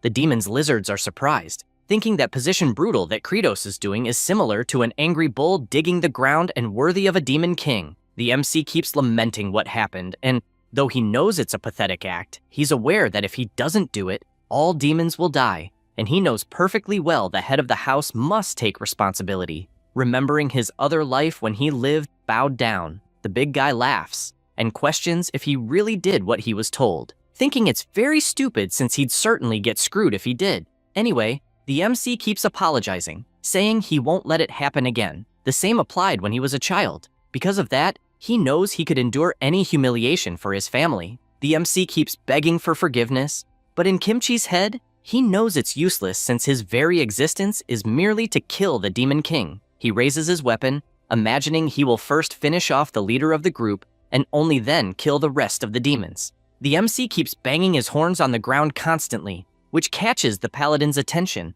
who notices the MC hits the ground exactly 10 times, then stops briefly, then hits again 10 more times, and for some reason, finds that pattern familiar, always 10 by 10. Only then does he realize something and sees a player with his controller as if it were Kratos. He thinks exactly about the player's hand maintaining the pattern of 10 times, and even when digging the earth, the demon did it 10 times. And his memories before falling into a trap always awaited the exact timing of the 10 counts. The same applied to when rolling aimlessly, where there were no enemies, but always 10 times. Kratos says he apologizes Ultra Plus Master since he wants to keep living. Once again, this phrase gets stuck in Kimchi's head since he is not at all demonic, and all he wants to understand is why the player's hand appeared before him, but with the appearance of the Demon King. After thinking a little, he asks to stop. The MC, sweating cold, looks ahead, and he tells him to leave before he changes his mind. This fills the MC's heart with happiness, and immediately he takes Tarthu to take over from there, always thanking for that, and also warning that he will never forget that debt. Then he shouts for the 4 demon generals to retreat as well as the entire army, and that they must do it immediately. The demons are confused about what is happening despite knowing the order was given by the Demon King, and so they all start to flee, passing by the paladin, who just turns around and leaves. At that moment, Tarthu regains consciousness and looking at Kimchi, starts insulting him as filthy trash, and without thinking twice, jumps from the MC's shoulder, directly attacking the paladin. Kratos panics, begging him not to do it, but it's too late since with a single move, the paladin obliterates the lizard, throwing body parts in every direction. The MC starts sweating cold, and when he looks ahead, he realizes his old avatar is staring with a killing aura. He begins to panic, since once again the situation worsened. However, Kimchi says he saw the demon acting on its own, and that it was not the Demon King's decision. He is surprised to hear this, and the paladin just turns and leaves. But after moving away a bit, he makes it clear not to dare approach the human territory, or he will kill him mercilessly. The MC just stands in shock hearing that. After all this inside the fortress, Azrahan asks Kimchi where he went since he disappeared suddenly, and everyone got worried. He says he had to deal with a quick fight. At that moment, the commander approaches and apologizes for being rude earlier, since everyone saw with their own eyes him defeat the demons instantly and even make another kneel. The hero stays silent, and the emissary is surprised since he did not know his new friend was so strong. Wolkos shouts for everyone to give 3 cheers to Mr. Kimchi, who defended their fortress. Immediately, everyone salutes the hero. He sees all this and thinks that for the first time in his 20th life, he broke the infinite cycle of carnage and chose the path of saving lives. He turns happy since he liked the result, but when doing so, his cloak opens and his clothes become visible to everyone who are shocked to see him dressed that way. Meanwhile, in the desert, there are people from the 4th star area. The MC is running at full speed along with the army. He finds it annoying since hunting so many demons delayed him a bit. Without thinking twice, he shouts for everyone to behave since he does not want to see anyone invading the human world again, or everyone will die. They reply they only did it because Lord Tarthu ordered it. The MC resumes walking and starts to imagine that following the normal flow of the story, there is no more place to use a system bug or fast routes, and so it takes longer, and all he wants is to return soon to supervise the royal potato planting. After walking a bit, he sees an abandoned well and knows that if it worked properly, he could move much faster. He says this because he knows it is the system responsible for instant transport and enhancements. He watches the well since he misses moving fast and realizes he really cannot activate it since he is not a paladin. However, a strong glow appears in front of him. It was a notification saying that due to the encounter with a paladin, a new game system was unlocked. Teleportation via abandoned wells was released. He barely has time to try to understand what is happening and starts being sucked in, turning into a whirlwind into the well. The system warns that all the posts he visited since arriving in the world have been activated and therefore asks which one he wants to go to. He thinks there is a post beneath the castle, but doesn't know if it broke during Planis's attack. The system informs that the well is intact, and he thinks that's great since it is the destination he wants to go to. The notification then says he will be teleported to the Demon Lord's castle basement, and all he can do is scream as he is sucked in. Meanwhile, Asura is with Flute rummaging through the rubble. Suddenly, she notices a glow coming from the ground and is startled when she sees the MC's horrendous face simply rising from the ground, breaking everything. She is paralyzed watching this and faints from fright. Asura looks to the side to see what it is and sees the Demon King feeling sick in front of the little girl. The MC cannot hold it because of the trip and starts vomiting. The general panics and runs at full speed, jumping on Flute since the vomit would be all over her. Kratos thinks the nausea destroyed everything inside him and, as far as he remembered from the game, he could teleport without drama. Meanwhile, Flute runs desperately upon seeing Asura covered in vomit. All the MC can think is that if the price for teleportation is just vomiting, then it's fine, and he decides to start mass-producing the Royal Big Potato. After returning to the warehouse, he joins the secretary and says he is impressed with how much they collected. Zephyros explains that besides all that, Hartok has also finished cleaning with the mist. The MC is thoughtful for a moment, and, looking at the big potatoes, decides to pick one since he's feeling something strange. He starts examining and gets irritated, saying all that stuff is garbage. He climbs the pile of potatoes and starts checking them one by one. The secretary tries to understand what's happening and asks if there is something wrong with the potatoes. He explains that all those potatoes are smooth. Four Eyes understands what he means and asks if they don't have seeds, they won't sprout. The MC responds that that is exactly it, and frustrated, says those potatoes are basically sterile. He returns to his temporary castle and explains everything happening to the generals. Hartok says that from what he understood, the potato's structure was forcibly altered and they became sterile mutations incapable of germinating. Bahal, already annoyed, asks if that means they can't eat them. Sergei answers that it's not that, but they can't plant them, so when they run out, there won't be any more. The MC says that anyway, they couldn't depend entirely on potatoes, since they are vulnerable to disease, and if infected, they'd lose everything, so eventually, they'd have to plant something else. Asura, curious, asks what he has in mind since nothing grows in the Demon Kingdom except potatoes. He answers that indeed, nothing grows, but says he knows a place where there are plenty of seeds. Then, with his calm voice, he says a place full of seeds is the human land. This draws the attention of all the great generals, especially Bahal, who gets excited since this means invasion, looting, and war. However, Sergei tells him to shut up and says the person who hates war the most is the Demon King himself. The MC just stays silent for a moment and then orders Zephyros to start producing giant chunos, as well as helping Hartok command the agricultural troop. Then, with his horrendous face, he says that he himself, Bahal, and Asura will sell the chunos in human land and use the money to buy seeds.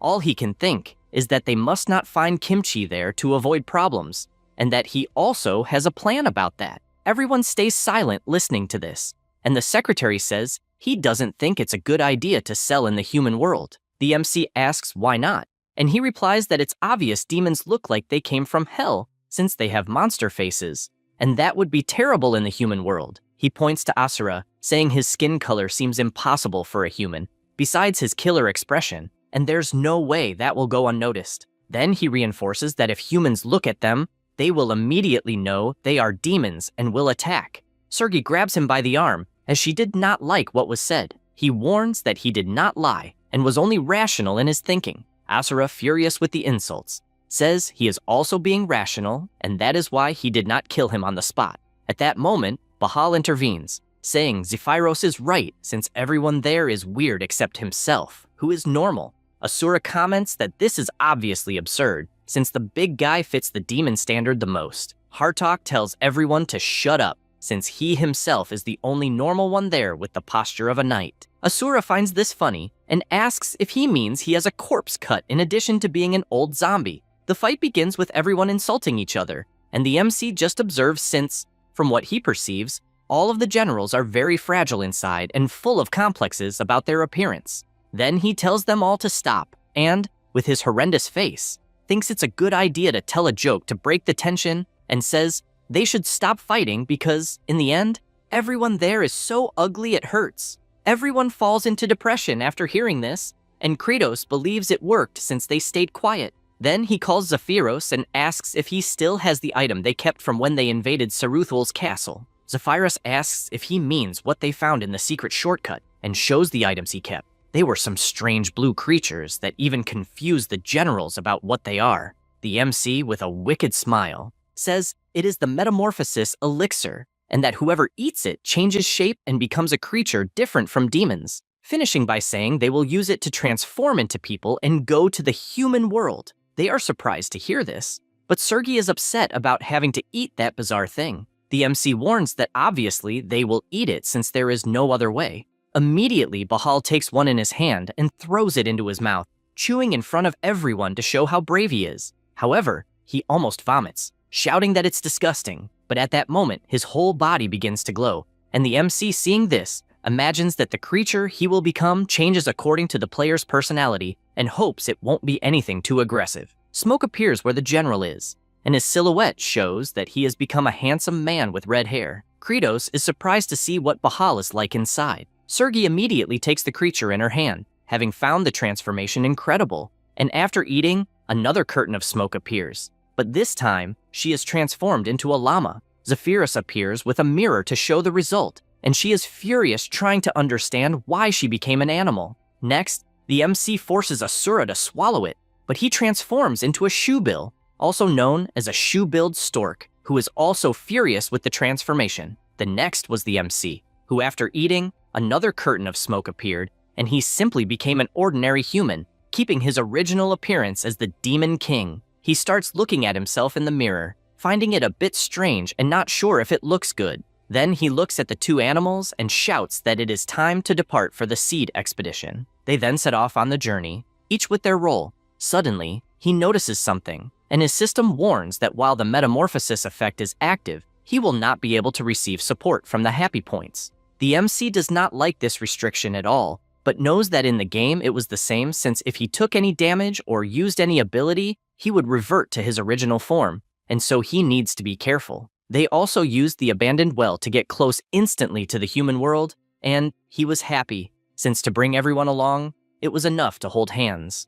Upon arriving at the destination, everyone vomits immediately, and Kratos, looking ahead, tries to figure out how they will cross the wall in front of them. He reflects that the greatest threat would be to come face to face with Kimchi, and supposes that the paladin is heading to the interior of the human land, since he was around there, and all he wishes is that he has already continued his journey, as quite some time has passed since their encounter. He tries to calm down, since he is in human form, so he thinks he will not be recognized, but he begins to tremble, because if for some reason he is recognized, he will be lost. After they approach, the trumpet is sounded once again, announcing that a suspicious group is approaching. The guards prepare themselves, asking if they are demons, but upon looking at the MC's group, they comment that they are just really ugly people. They go to the commander and remain silent for a moment. Wolko supposes that they are from the exiles' village and orders them to return, since they do not have permission to pass through the gates. Sergei and Asura, in their animal forms,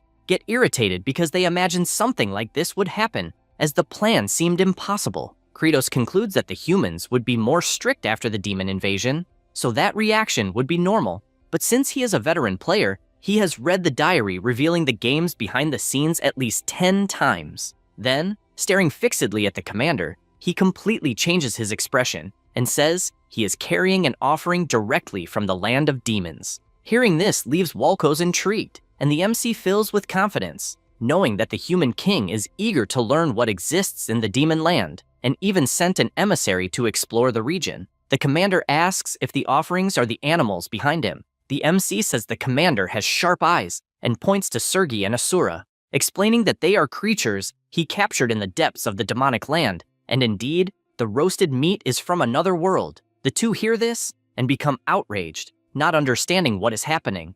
After presenting the animals, Wolkos asks if they were really captured in the land of demons, and points out that one is a pelican and the other is an alpaca, and he doesn't understand how he's supposed to offer common animals to the king. Hearing that scares the two, and the MC gets confused, since he didn't know that in a world based on medieval Europe, alpacas and pelicans would be common, and he doesn't understand what kind of crazy universe that is. The commander gets serious and warns that it's not an appropriate gift for the king, and therefore orders them to return. Sergei starts getting irritated by this and yells saying Alpa. Seeing this catches Wolkos' attention, who admits he was surprised since the pronunciation of the animal was just like a human's, leading him to believe they are not normal alpacas. Kratos gets excited since this is his golden opportunity, and, placing his hand on Sergei's head, says that she's definitely not a normal alpaca since she lives in the land of demons and imitates human speech. Then he asks the pelican to make a noise too, but Asura just stays silent until the MC, furious, starts pulling the feathers from his head, making the funny one scream Peli. The commander has no doubt that they really are exotic animals, and therefore authorizes their passage. They start to enter, but Wolkos warns that even though they possess rare animals, they are still descendants of the exiled, and therefore cannot walk freely through the kingdom's territory, and also warns that, coincidentally, there are royal emissaries staying in that capital, and asks them to travel with those people. The MC finds that annoying. After leaving the animals tied up, they go to the emissaries, and Azrahan gives his greetings and also says that the person at his side is his servant. The MC introduces himself as Jiang Chiul from the village of the exiled, and the person next to him is Bahabal. The emissary gets confused and asks if he's really from the village of the exiled, and points out that he stayed months in the village and never saw them there. This catches the attention of the guards, who immediately place their swords to the two's heads, questioning whether they are demons. Dial finds it interesting and asks his friend to wait a bit longer, and also looks at the face of the purple crazy guy. He says that and suggests taking them along since they could be offered as a gift to the king since he's a pretty strange guy. Azrahan says he's worried they might be demons, and he says that's impossible. That said, the emissary cheers up and says they hadn't spoken before, so he didn't remember. Kratos likes the way things are going since one of the men is smart and he can use him to his advantage. The other, he thinks, is just an anemic that he can drain as much as possible before discarding. Azrahan says they will depart immediately since one of his companions is waiting to join the group and introduces Kimchi as a paladin who offered to escort them. Immediately, the MC starts trembling like a leaf upon looking at the face of his old avatar. Then, almost crapping himself, he introduces himself as Jiang Chiul, but inside he's certain that now he's going to die since he royally screwed things up. However, Kimchi just asks him to take better care of his health, since apparently the MC has liver problems to have that coloration. He feels relieved since he wasn't found out, and then the emissary asks to leave quickly since they're in a hurry. Kratos wonders if he really wasn't recognized and didn't imagine that the metamorphosis elixir would work so well. However, the paladin didn't take his eyes off him. After nightfall, they all light a campfire. The MC can't stop thinking that the situation is very dangerous, and that if they encounter bandits or monsters and take even a single hit, the metamorphosis will end, and Kimchi will kill him on the spot. He looks to the side and gets worried since the capital is too far away and the risk is too high, as they just want to sell the Chunos and buy seeds and therefore have no reason to follow such a long journey. At that moment, look in his direction, and he almost shits himself with fear once again, but quickly changes his expression to disguise it, making Kimchi find that suspicious. The MC starts sweating cold since he didn't imagine that just locking eyes with his former avatar would be enough for his internal organs to almost clap against the floor, and because of that, he decides they will escape that night somehow. After everyone enters their cabins, the MC starts calling for Bahal, asking him to wake up quickly. Then they go outside, walking slowly so as not to wake anyone. Sergei, confused, asks what they are going to do in the middle of the night. The MC asks if she's really speaking, and she replies yes, and that she just didn't do it before because her mouth isn't used to that animal shape. He says they won't need it anymore since the situation is dangerous, and they need to get out of there, reinforcing that they just need to fulfill their goal, and that if they keep stalling until their identity is discovered, things will get complicated.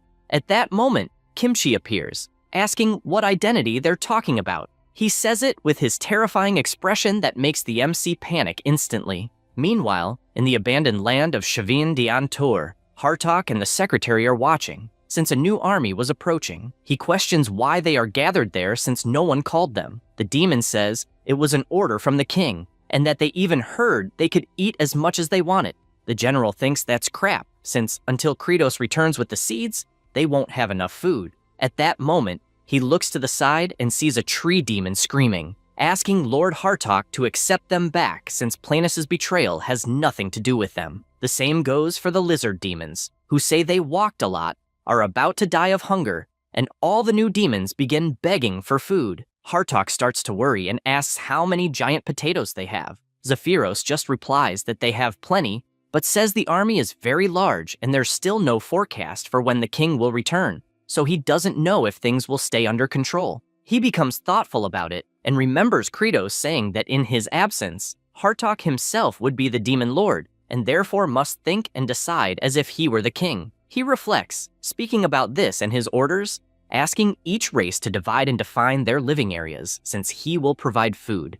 Jiang Chiul remains frightened, and Kimchi asks him to reveal his true identity. He starts sweating cold and doesn't know what to say, so Bahal asks why he is so nervous since he himself could kick until the enemy fell. This makes the MC even more scared to the point of asking not to start fighting out of nowhere and tells him to look closely at the hero in front of them since he is an overwhelming force. Kimchi calls everyone's attention, and just those words make Kratos shit himself in fear. The hero reflects that he knows well Jiang Qiu's true identity, and that even the Demon King who dragged the world into a war is seeking peace but doesn't understand what his true intentions are and why he is in that region, and deep inside, only wants to know what he really feels. At that moment, the MC reveals that in fact, they are not going to deliver an offering to the king. This surprises the Avatar, but Kratos continues explaining that actually, the land where they live has little food, but even so, they need to cultivate, and reveals that inside the cart, they are carrying special products and are there to sell the chunos and buy vegetable seed. Then he explains that to keep anyone from finding out, they tried to leave in secret since the capital is too far away,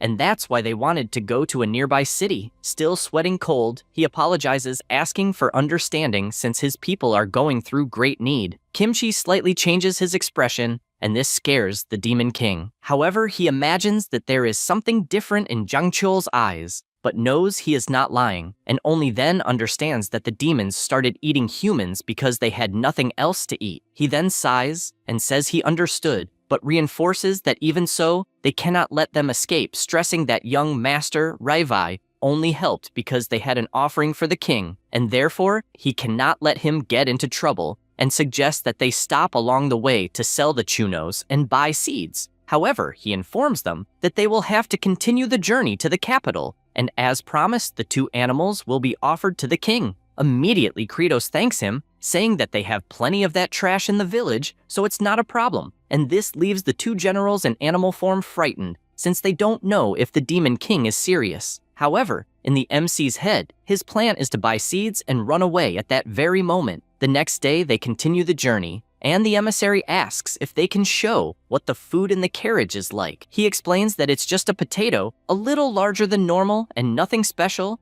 and so he gets up to show what looks more like mutant potatoes full of veins. The two observe for a moment, and one of them is shocked by what he saw, while the other wishes them good sales. Deal doesn't hide his surprise and asks to take those potatoes to the king since they look very rare. The MC is confused and says they are just ugly big potatoes, but in the end there is nothing special. He replies that even being ugly they are huge, and Kratos asks if he has never heard that size doesn't matter. The emissary bursts out laughing so much that his friend probably liked it because it looks like him. This leaves Dial furious to the point of imagining that one day he will get rich to buy his friend as a slave. They continue traveling, and the MC stops to reflect that there is a certain point since he can offer the potatoes to the king, and maybe even get a reward since it is quite a unique potato. On the other hand, he knows that the most important thing is to get as far away from the hero as possible, since they need to escape before their true identity is discovered. Suddenly, the emissary calls everyone's attention and says that they have arrived in the commercial city of Daparakia. The MC managed to get a place to sleep thanks to the emissary, and the heroes group also got a room just for themselves. Obviously, the animals were left without rooms tied outside. He notices that the commercial city has many parts left over, but thought they were trash. Leaving that aside, they go to their first objective, which is to sell the chunos. Asura, worried, asks the Demon King if he will really hand them over to the king, and he replies that obviously not, since the general is a precious lightning rod. Sergei questions if the lightning rod service had not ended, and he said no, since he is only on a sabbatical year. She changes the subject because she found something strange and says that place is quieter than the demonic world, since it is deserted. The MC confesses that indeed the atmosphere is weird, since apparently the economy is not running well, and he worries if he will really be able to sell the chunos. He decides that just being worried will not change anything, so he puts all the potatoes on the ground and starts shouting, telling everyone to come closer to look at the giant potato the size of a head, offering one for 20 and two for 30. He continues promoting his merchandise, doing everything, and Bahal says he is embarrassed and asks if it is really the Demon Lord who is there. He tells him to shut up, since they want to survive, and shame is the least of their problems. He makes it clear that the demons, who did not want to die of hunger, ended up eating their own kind, and that if enduring shame is the price for survival, then it is far too cheap. These words touch Bahal's heart, who immediately starts helping, imitating what the Demon King does. Then the MC turns to the animals and tells them to help too, and thus the whole group practically starts dancing as a way to promote their products. He reflects that normally when someone comes from a modern world to a fantasy world, they start selling things like ice cream or food full of spices, but unfortunately in his case, It is just an ordinary potato, except for its size, and he believes it will only sell out of curiosity and nothing more. That is why everyone gathers strength to sell at any cost, since they need to survive. He remembers the past, since it was always like this when his grandmother did the same. At that moment, a person approaches asking if it is serious that a single potato will cost 20 gold. He is happy since the first customer has arrived and answers yes. And before he could say that only 2 would cost 30, he is surprised by what he sees, since before them, there was a crowd of people, most asking for between 4 and 10 potatoes. Kratos is shocked by this, since he does not understand what is happening and wonders if perhaps the marketing effect was too exaggerated. The generals question why he is standing still like a door since the plan is working. He wakes up to reality and asks everyone to form a line. After selling the product, he gets a huge bag of money and is happy since they sold a third of the product very quickly, and if rumors spread, they will be able to sell everything the next day. Because of this, he tells everyone to return to the inn while he himself will go buy seeds. And everyone celebrates since the plan is working perfectly so far. He arrives at a merchant who asks if he is trying to buy seeds, and if perhaps it is some kind of joke, since in that city, he will not find seeds anywhere. The MC is paralyzed, unable to believe what he is hearing. He asks how it is possible not to be able to buy seeds. And the merchant explains that most of the food and seeds are all bought at once by large trade associations. The MC asks where this place is, but the mustached man only asks if he is okay since he looks pale, but he only wants to know the location. However, the merchant gets scared and turns, telling him to ask the person who is approaching. The man draws the attention of the MC and asks if he is perhaps the one who was selling some huge potatoes. Jiang Chul replies yes. Ruslan introduces himself, saying he is the secretary of the Richmond market, responsible for all the operational part of the trade association. The MC says he understands and asks what he wants. Imagining that this association is quite large, he goes straight to the point and says he will buy all the potatoes, paying 20% more than the price he is asking. The Demon King is surprised to hear this, but first asks how much a handful of cabbage seeds costs. The man gives a sinister smile and replies that in the association, it is costing around 100 gold coins. The MC does not like this at all, since it is clearly an exploitation because from what he noticed, taking into account the cost of living in that world, it should cost at most 50 gold coins, but they are charging double. Then, looking at the secretary, he immediately deduces that the so-called Richmond Association is a bunch of hoarders who control the distribution routes and stock up to charge abusive prices. He knows this since he saw that the inns are old and worthless. The commercial district is dying and people were desperate to buy his chunos. He thinks about all this and gives a bizarre smile that even makes Ruslan imagine what a scary face that is. Kratos reflects that even selling all his merchandise for the price they offered will not be enough to buy many seeds, but there is no law that obliges him to buy. Then he takes a quick look to the side and thinks that Kimchi is watching his every step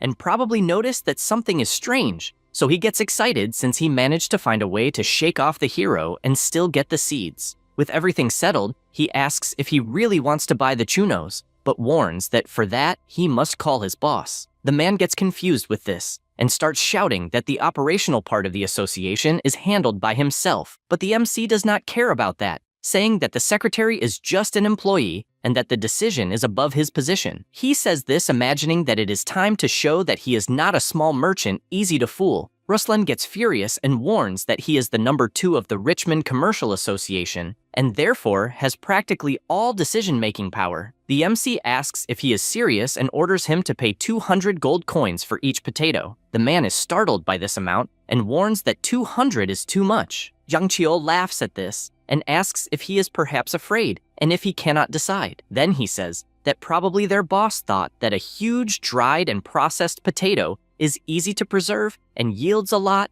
and that if they sold it to the kingdom's army, it would be quite a business. Then he changes his expression and asks about the other side of the coin, since if they sell the potato at a loss but secure the supply of other products for the kingdom, in the end, they will come out at a loss. And that is why he wants to know if they will come out at a loss or a profit. Ruslan gets furious since he does not know how to answer, and the MC orders him to call the boss at once. After nightfall, rain begins to fall on the city directly on the two generals in animal form. Asura shouts angrily that he will not forgive the Demon King, but Sergei tells him to be quiet since there is nothing good about drawing attention by showing that he is a talking animal. The general asks since when she became so nice and asks if she does not feel angry about being dragged to the land of demons in that animal form. She confesses that she is finding it fun and says that she always had curiosity, since as a child she really wanted to know what that place was like. A place where there is plenty of food and no one devours anyone. Then she explains that her parents were devoured by stronger demons, and she was not even sad about it, since it was something very normal. And she asks if it was similar with his siblings since,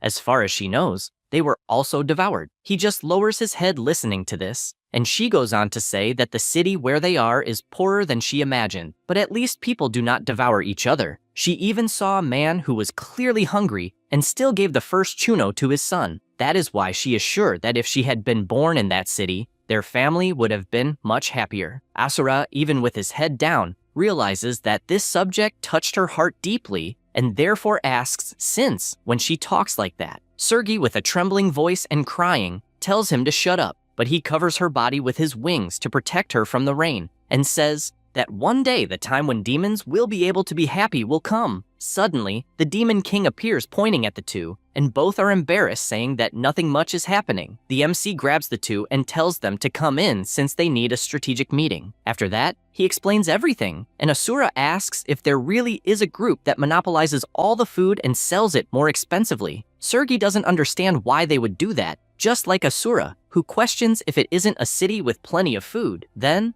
there would be no need for something like that. The MC explains that it isn't fear of going hungry, but rather a group of people wanting to get richer. Bahal says he understands that when basic needs are met, the hierarchy rises and turns into the need for respect. But the MC questions what kind of meaningless intellectual talk that is. Asura gets angry since it isn't respect, but merely greed, as there is plenty of food, and this makes him remember when his brother was devoured. The same goes for Sergei, who is upset because there are people who really go hungry for nothing, and she remembers when she lost her family. Bahal also doesn't like any of this, and the Demon King explains that humans are like that, and that's why they need to act calmly to achieve their goals. Then, excited, he states that they will invade the Merchants Association warehouse. Meanwhile, in the Demon Kingdom, a whirlwind begins to form, and the demons just watch, questioning what Hartok is doing. They comment that the general only asked for a giant stone pot to be made and just stood there creating a whirlwind. The general even had a bizarre face from the effort he was making until he finally stops and falls to his knees since he is running out of strength. At that moment, he looks to the side and shouts, wanting to know why everyone is standing still since it isn't break time, and because of that, the lower demons run away. Zephyrus approaches and asks him not to overexert himself, also wanting to know where he will use so much water that he accumulated in several pots. He replies that there are many demons gathered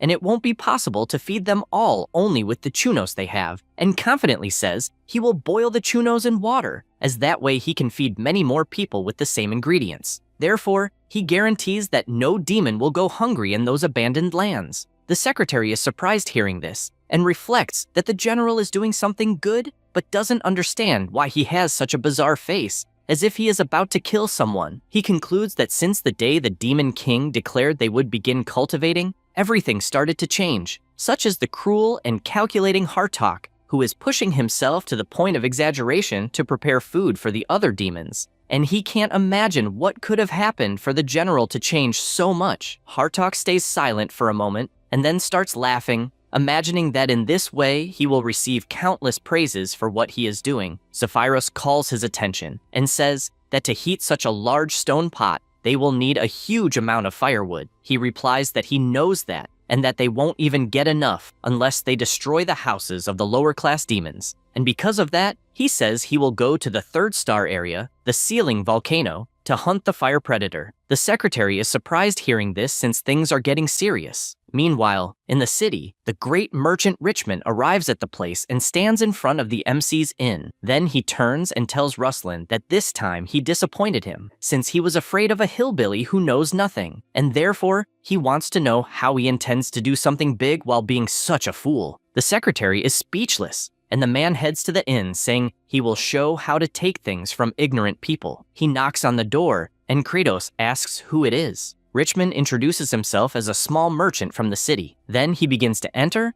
and imagines that ignorant people always let their guard down with disguised courtesy. However, the MC, together with his generals, is overflowing with an incredible aura, and this intimidates the old man, since out of nowhere, he was suddenly dying of fear. Jang Cheol orders him to sit, and he immediately obeys, still trying to understand what is wrong with everyone's faces, as they look more like demons. He also does not know what the animals are doing inside the house, and does not even know if they are the same animals, since their expressions are horrendous. And he points out that at least Bahal is a handsome guy, but he does not understand why he is drooling. The MC, with his bizarre face, asks if by any chance he heard the proposal, and he, completely intimidated, answers that yes, since from what he heard, they requested 200 coins per potato. However, Kratos says no, since in fact, he said that the value is 300. Richmond is frightened hearing this, and replies no, since 300 is too much. But the MC says that in their group there is a young man named Azrahan. The old man begins to sweat cold, since he knows the power of the Azrahan family.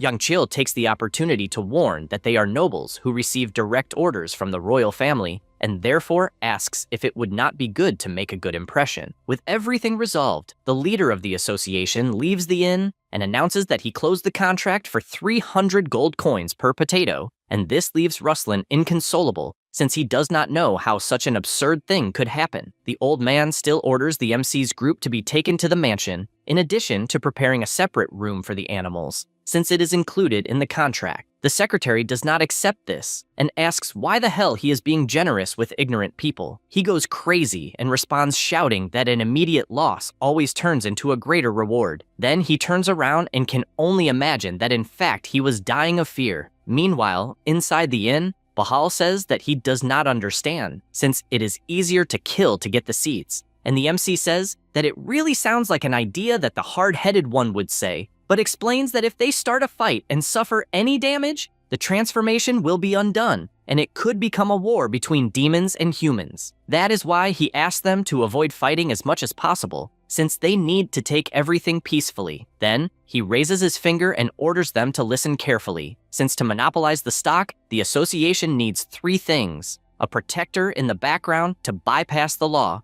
a lot of money, and a warehouse to store an enormous amount of food, and that is why they are going to the mansion to find out where this warehouse is. Something leaves Sergei intrigued, and she asks how the Demon King knows human customs so well, since it even seems that he lived in their world for a while. The MC thinks about it, and completely changing his expression, answers that he is the Demon Lord and therefore knows everything. Basically, he activated his cheat mode, and this leaves all the generals intimidated, since they expected nothing less from the Demon King. Outside, Kimchi is listening to everything and imagines that he understood well what Jang Cheol's objective is, or rather, the Demon Lord, Kratos. After arriving at the mansion, the emissary asks how he managed to get such a good room for them. He replies that he only said he was going to sell the potatoes, and the merchants were grateful and therefore generous. Azrahan confesses that he did not imagine they would have so much value, since they are only big potatoes, but his servant shouts indignantly that they are not only big, but giant,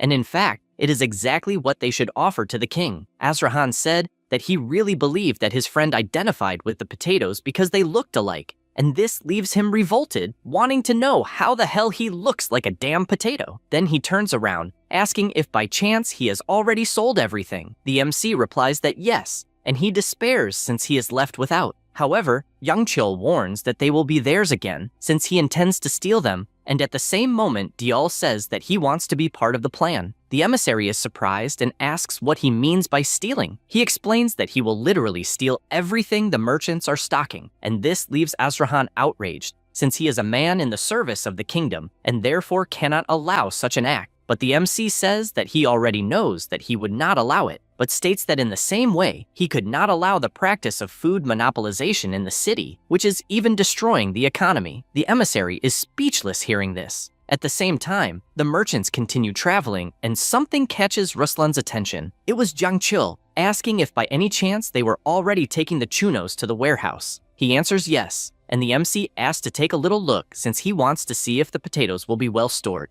The secretary replies that he cannot since the warehouse is confidential. Jang Chul starts throwing a tantrum, asking him to stop being annoying and why he is being grumpy. Then, he falls to the ground asking to show the warehouse already. Ruslan points out that he is being spoiled since he cannot reveal a secret just because he is insisting. Then, he orders the carriage to start moving again, and Jang Chul runs like a spider, standing in front of the horse and warning that he will not move even if they run over him, and that he will only do so if they take him to the warehouse. The knight tries to remove the MC who refuses at all costs, throwing more and more tantrums, which makes the secretary increasingly irritated. Meanwhile, the generals watch from the top of the window, and Bahal asks what the Demon King is doing. Sergei comments that he has already given up on having Kratos as Demon Lord, since what they are seeing is a shame. Azrahan also goes to the window to watch, and deep down feels ashamed to be part of the group of a strange man. But his servant says that in fact, Jang Chul is acting like a real man. The emissary is confused by this, and he comments that the act of abandoning human dignity for a goal is something grand and even wants to learn it until his next life. Azrahan looks out the window again and thinks Jang Chul looks very confident. This makes him remember when the MC said that they could investigate the crimes of the Association of Markers to punish them, and asks how long it would take to gather evidence, get his protector, and file a lawsuit in the kingdom's court. Then, with tears in his eyes, he says that the citizens will continue to go hungry until all this time passes, and that he does not have the courage to endure it. Azrahan is filled with emotion, and the MC comments that he is sure they both share the same opinion, and therefore believes that they must join forces to return what the human monsters stole, and that originally belongs to the citizens. The emissary thinks about all this, and imagines that he perfectly understood that determination, and therefore wants to help with all his strength, since Jang Chul only said he would discover the warehouse's location, while he himself would have to prepare what was requested. The MC keeps making his bizarre face, rolling his body from side to side. The knight keeps trying to pull him, until two of them manage to throw Kratos far away. He falls outraged while the markers continue their journey. The MC then takes a deep breath and gets up happy, since the bloodshot eye was completed. He sees in the system that Ruslan will remain irritated for the next 7 hours, and is currently moving north from that position, heading to a secret underground warehouse located beneath the surrounding mines. He gets emotional since he is closer to his goal. At the same time, Kimchi watches from the top of the mansion and reflects that the Demon King could take everything he wanted by force without any difficulty, and no longer knows if what he is seeing is really justice or just looting, and if Kratos is a demon or a hero, since the more he watches, the less he understands. Meanwhile, Hartok arrives at the third stellar zone, and Zephyros, who is also watching, says that the fire predator is quite strong, and therefore believes they should be with the army. He replies that it would not work, since, as the fire predator is strong, calling a bunch of weaklings would only increase the number of wounded. Then he places his hand on the iron bar and opens a passage since it is the work of the 4 celestial kings. The secretary is moved by such words, and Hartok turns, asking if by any chance he wrote down what he just said, and he immediately answers yes. Then, he walks away imagining if the Demon Lord will praise what he is doing since he is a genius with an incredible personality. Then he reflects that the fire predator is extremely aggressive despite having low intelligence, and at first would sentence him to death for devouring his own species, but in the end, decided to seal him, and he reaches the intense lava and orders Ifrit, the fire predator, to appear since he has a job for him. The lava that was calm begins to bubble until something emerges, appearing as a monster that stands before the general. Hartok observes for a moment, and frightened, confesses that he did not imagine the creature would be that big. Meanwhile, the secretary waits outside while petting the baby dragon's belly. Suddenly Hartok appears telling him to run, shouting, since Ifrit was rampaging after him. The monster prepares its attack and fires its flames at the two. While running, the secretary asks what happened since he had entered the volcano full of confidence. He tells him to shut up since the monster ate fire for too long and became too strong. Zephyros resumes his notes, saying that Hartok said he would face danger head-on and ended up fleeing with his tail between his legs. And this makes the general curious. calling the secretary crazy since it is not to describe the situation in such detail, and makes it clear that at the moment they will retreat since they need to think of another way to light the fire. As soon as he says this, he remembers the precarious situation of his lands and therefore breaks immediately since he has no time to lose. He activates his ability and goes against Ifrit while shouting that he is Hartok, one of the 4 celestial generals, and therefore will fulfill the mission even if it costs his life. At the same time, the baby dragon releases its power that hits the dragon's face and begins to form an ice crust until completely trapping the monster. Hartok is left speechless and returns to the ground. Because of this, the secretary begins to write down that the mighty Hartok, one of the 4 celestial generals, was extremely embarrassed, and he is ordering not to write such absurdities since it seems crazy to do that. After all this, at night in Richmond's mansion, the MC reports to everyone that he will investigate the warehouse, and therefore the 3 should wait for his signal, and assures them that he is doing this for the citizens' food. Before leaving, the emissary asks why he is keeping everything secret from Kimchi. He replies that this person draws too much attention for several reasons, and that their group already has enough people for the mission. Azrahan looks at the handsome redhead, and then at the 2 animals, and just smiles, saying that he understood, but inside, he thinks it is better not to say anything so as not to start an argument. Kratos goes outside and runs through the houses since his plan to get the seeds while distracting Kimchi needs to work, and he is happy to see that the hero is not managing, and therefore decides to do the scouting right away. He notices that there are 2 guards at the entrance, and after getting quite close, he walks along the roof until hiding behind 2 crates. He reflects that the security is very heavy, and he must make sure not to start a fight, since the biggest risk he is running is the metamorphosis elixir wearing off, because if the hero discovers his identity, it is game over. However, Kimchi is already behind him, and after the MC turns around and comes face to face with the hero, he almost has a heart attack. The hero comments that he knows the plan is to distribute food to the citizens, and therefore he also wants to help. Jung Chul asks how he knows this, and he replies that he has good hearing since even on different floors, he can hear all the conversations the MC had. Hearing this leaves him completely shocked, and he imagines that if that is the case, the hero also heard his conversations with the generals, and he does not remember if, by chance, one of them called him Demon Lord or something like that. Kimchi asks what the problem is since they need to hurry, and the MC says it is fine. Inside, he knows that if the Avatar had really heard everything, his body would be in pieces now, so he believes he did not hear. They begin to crawl since they need to memorize the path, but Kimchi says he is confused since he does not understand why they need to hide like this, asking if it is not easier to just kill everyone since that is how he learned. The MC sweats cold upon hearing this, remembering when he was a frenetic player and used his account to kill everyone in his path without mercy or pity. Then he replies that life is precious, and therefore the best way is to finish the job as peacefully as possible without any fight. Kimchi just stares at him and says he understood. Then they continue walking, and the MC finds it strange why there are no guards in the deeper parts of the underground until something catches his attention, since in front of them, there are golems patrolling the area. He knows what kind of golems they are, since he saw in the game records that they were a human weapon developed by some magic tower. However, in the game, they were destroyed and didn't even appear, and for that reason, he doesn't know their power level. He barely thinks about it, and comes face to face with Kimchi obliterating the golems until none are left. Damn. He gets outraged at this, and asks why the hell he went breaking everything since he made it clear that he wanted to do the mission peacefully. He replies that it's not a problem since they aren't living beings, and after thinking about the word in his head, he says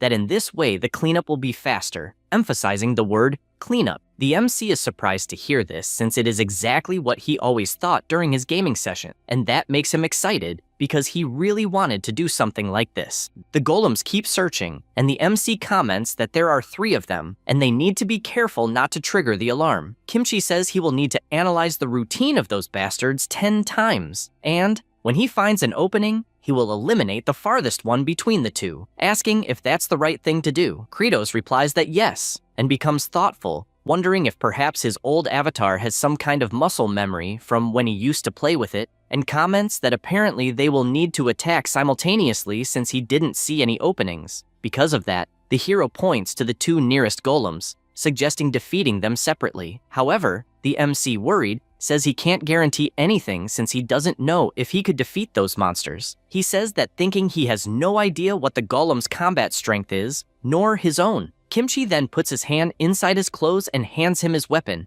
asking him to use it since just holding it already makes a person stronger. The MC starts sweating coldly because he knows that this is one of the most powerful secret weapons in the game, Bragia's Pretty Heart Hammer, an unknown weapon with a dangerous aura that takes on a cute form to deceive others. The MC remembers that when he found the weapon, he thought it was a comic item, but the more he used it, the more he realized that the item bordered on cheating. Then, with the hammer in hand, he already notices that even with his current stats, all of them have increased by 30%. At the same time, the hero puts his hand in his clothes again and pulls out a long sword, saying he will use it. Kratos can't believe what he's seeing, questioning if perhaps the Avatar has access to all the items he had stored in the game's inventory, and if so, he's practically a god. The golems continue patrolling, and Kimchi, without thinking twice, charges forward. The MC panics, having no idea why he ran off like that since they needed to attack at the same time. Only then does he realize that the hero suddenly stopped, which surprises him because he notices that he was waiting for him. With everything settled, both move to attack and begin to finish off their respective golems.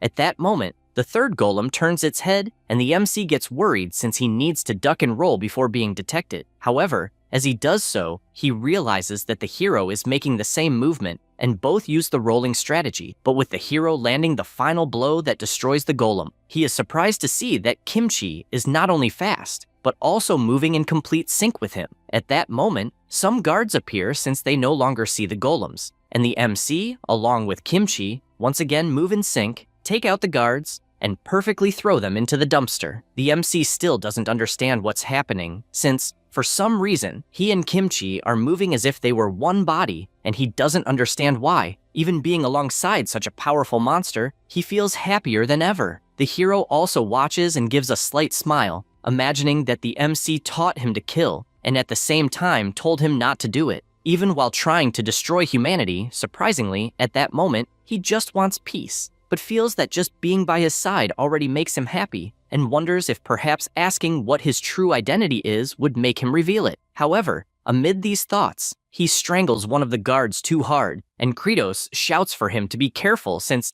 if he squeezes too much, the guy will end up dying. He reinforces that there aren't that many bad people in the world who deserve to die, and that, most likely, those guards are only in that mine to earn their daily bread. He knows they're probably already wounded in heart, and for that reason, he doesn't want to hurt them more. Kimchi just watches this, and they start walking again. He comments that they've advanced quite a bit, but aren't seeing any other guards or golems. At that moment, he asks for silence and says that a huge golem is guarding an even bigger door. The MC laughs, since it clearly looks like the entrance to a warehouse. But before he could say anything else, the hero asks to wait a moment because something caught their attention. It was Richmond walking calmly through the mine and heading toward the golem, who asks him to identify himself since the entrance is restricted, warning that if he doesn't leave in 3 seconds, he will attack. He then shows his ring, and the golem begins to scan until it confirms that the ring contains Richmond's blood and therefore politely asks him to proceed, opening the giant door so they can enter. Kratos starts imagining things, as he doesn't believe it was just by looking at the guy's blood that it could identify him. So with a smile, he finds it sensational since their plan just got even easier. With the door still open, they observe the massive amount of food inside, and the MC admits he's surprised since he never imagined there would be so much food, like bread and vegetables, and even seeds stored there with impeccable preservation. Because of that, he says they will change the plan a little and points out that, luckily, it will be easy to eliminate the golems. The hero hears this and instantly starts eliminating them. The MC takes the opportunity to move forward and grabs the merchant, who, when trying to turn around, takes a huge punch to the mouth that almost knocks his teeth out. Kimchi turns to see what happened and notices Kratos punching so hard that it made the guy's nose bleed. This makes him remember when the MC commented that people's hearts are already hurt enough, and that's why he doesn't want to hurt anyone else. And he wonders if maybe that was a lie, and if he's a lunatic. After that, still inside the mine, Richmond finally wakes up and asks where the hell he is. The MC approaches and warns that he's in the torture room that the merchant himself built, and therefore questions why a storage facility would need a torture room. Richmond gets intimidated and replies that actually it's a gym, but Kratos doesn't fall for that nonsense, and, holding his head, starts staring at him to use his ability, but it hurts his eyes so much that they start tearing up. making him look like a dog with pink eye. The important thing is that his ability activates, and it's revealed that Richmond planned to capture the MC to find out where the giant potatoes came from so he could steal them. He thanks him for reading that since it helped completely clear his conscience. Meanwhile, the merchant doesn't understand why the guy in front of him started laughing and thanking while crying and being as unpredictable as the devil. The MC asks him to wait a bit since he's about to put on quite a show. Richmond, with his head lowered, orders no one to underestimate his security system, and immediately, an even bigger golem appears, and the merchant shouts for the class of golem to kill them all. He prepares to attack, but Kratos simply raises a sheet with Richmond's blood on it,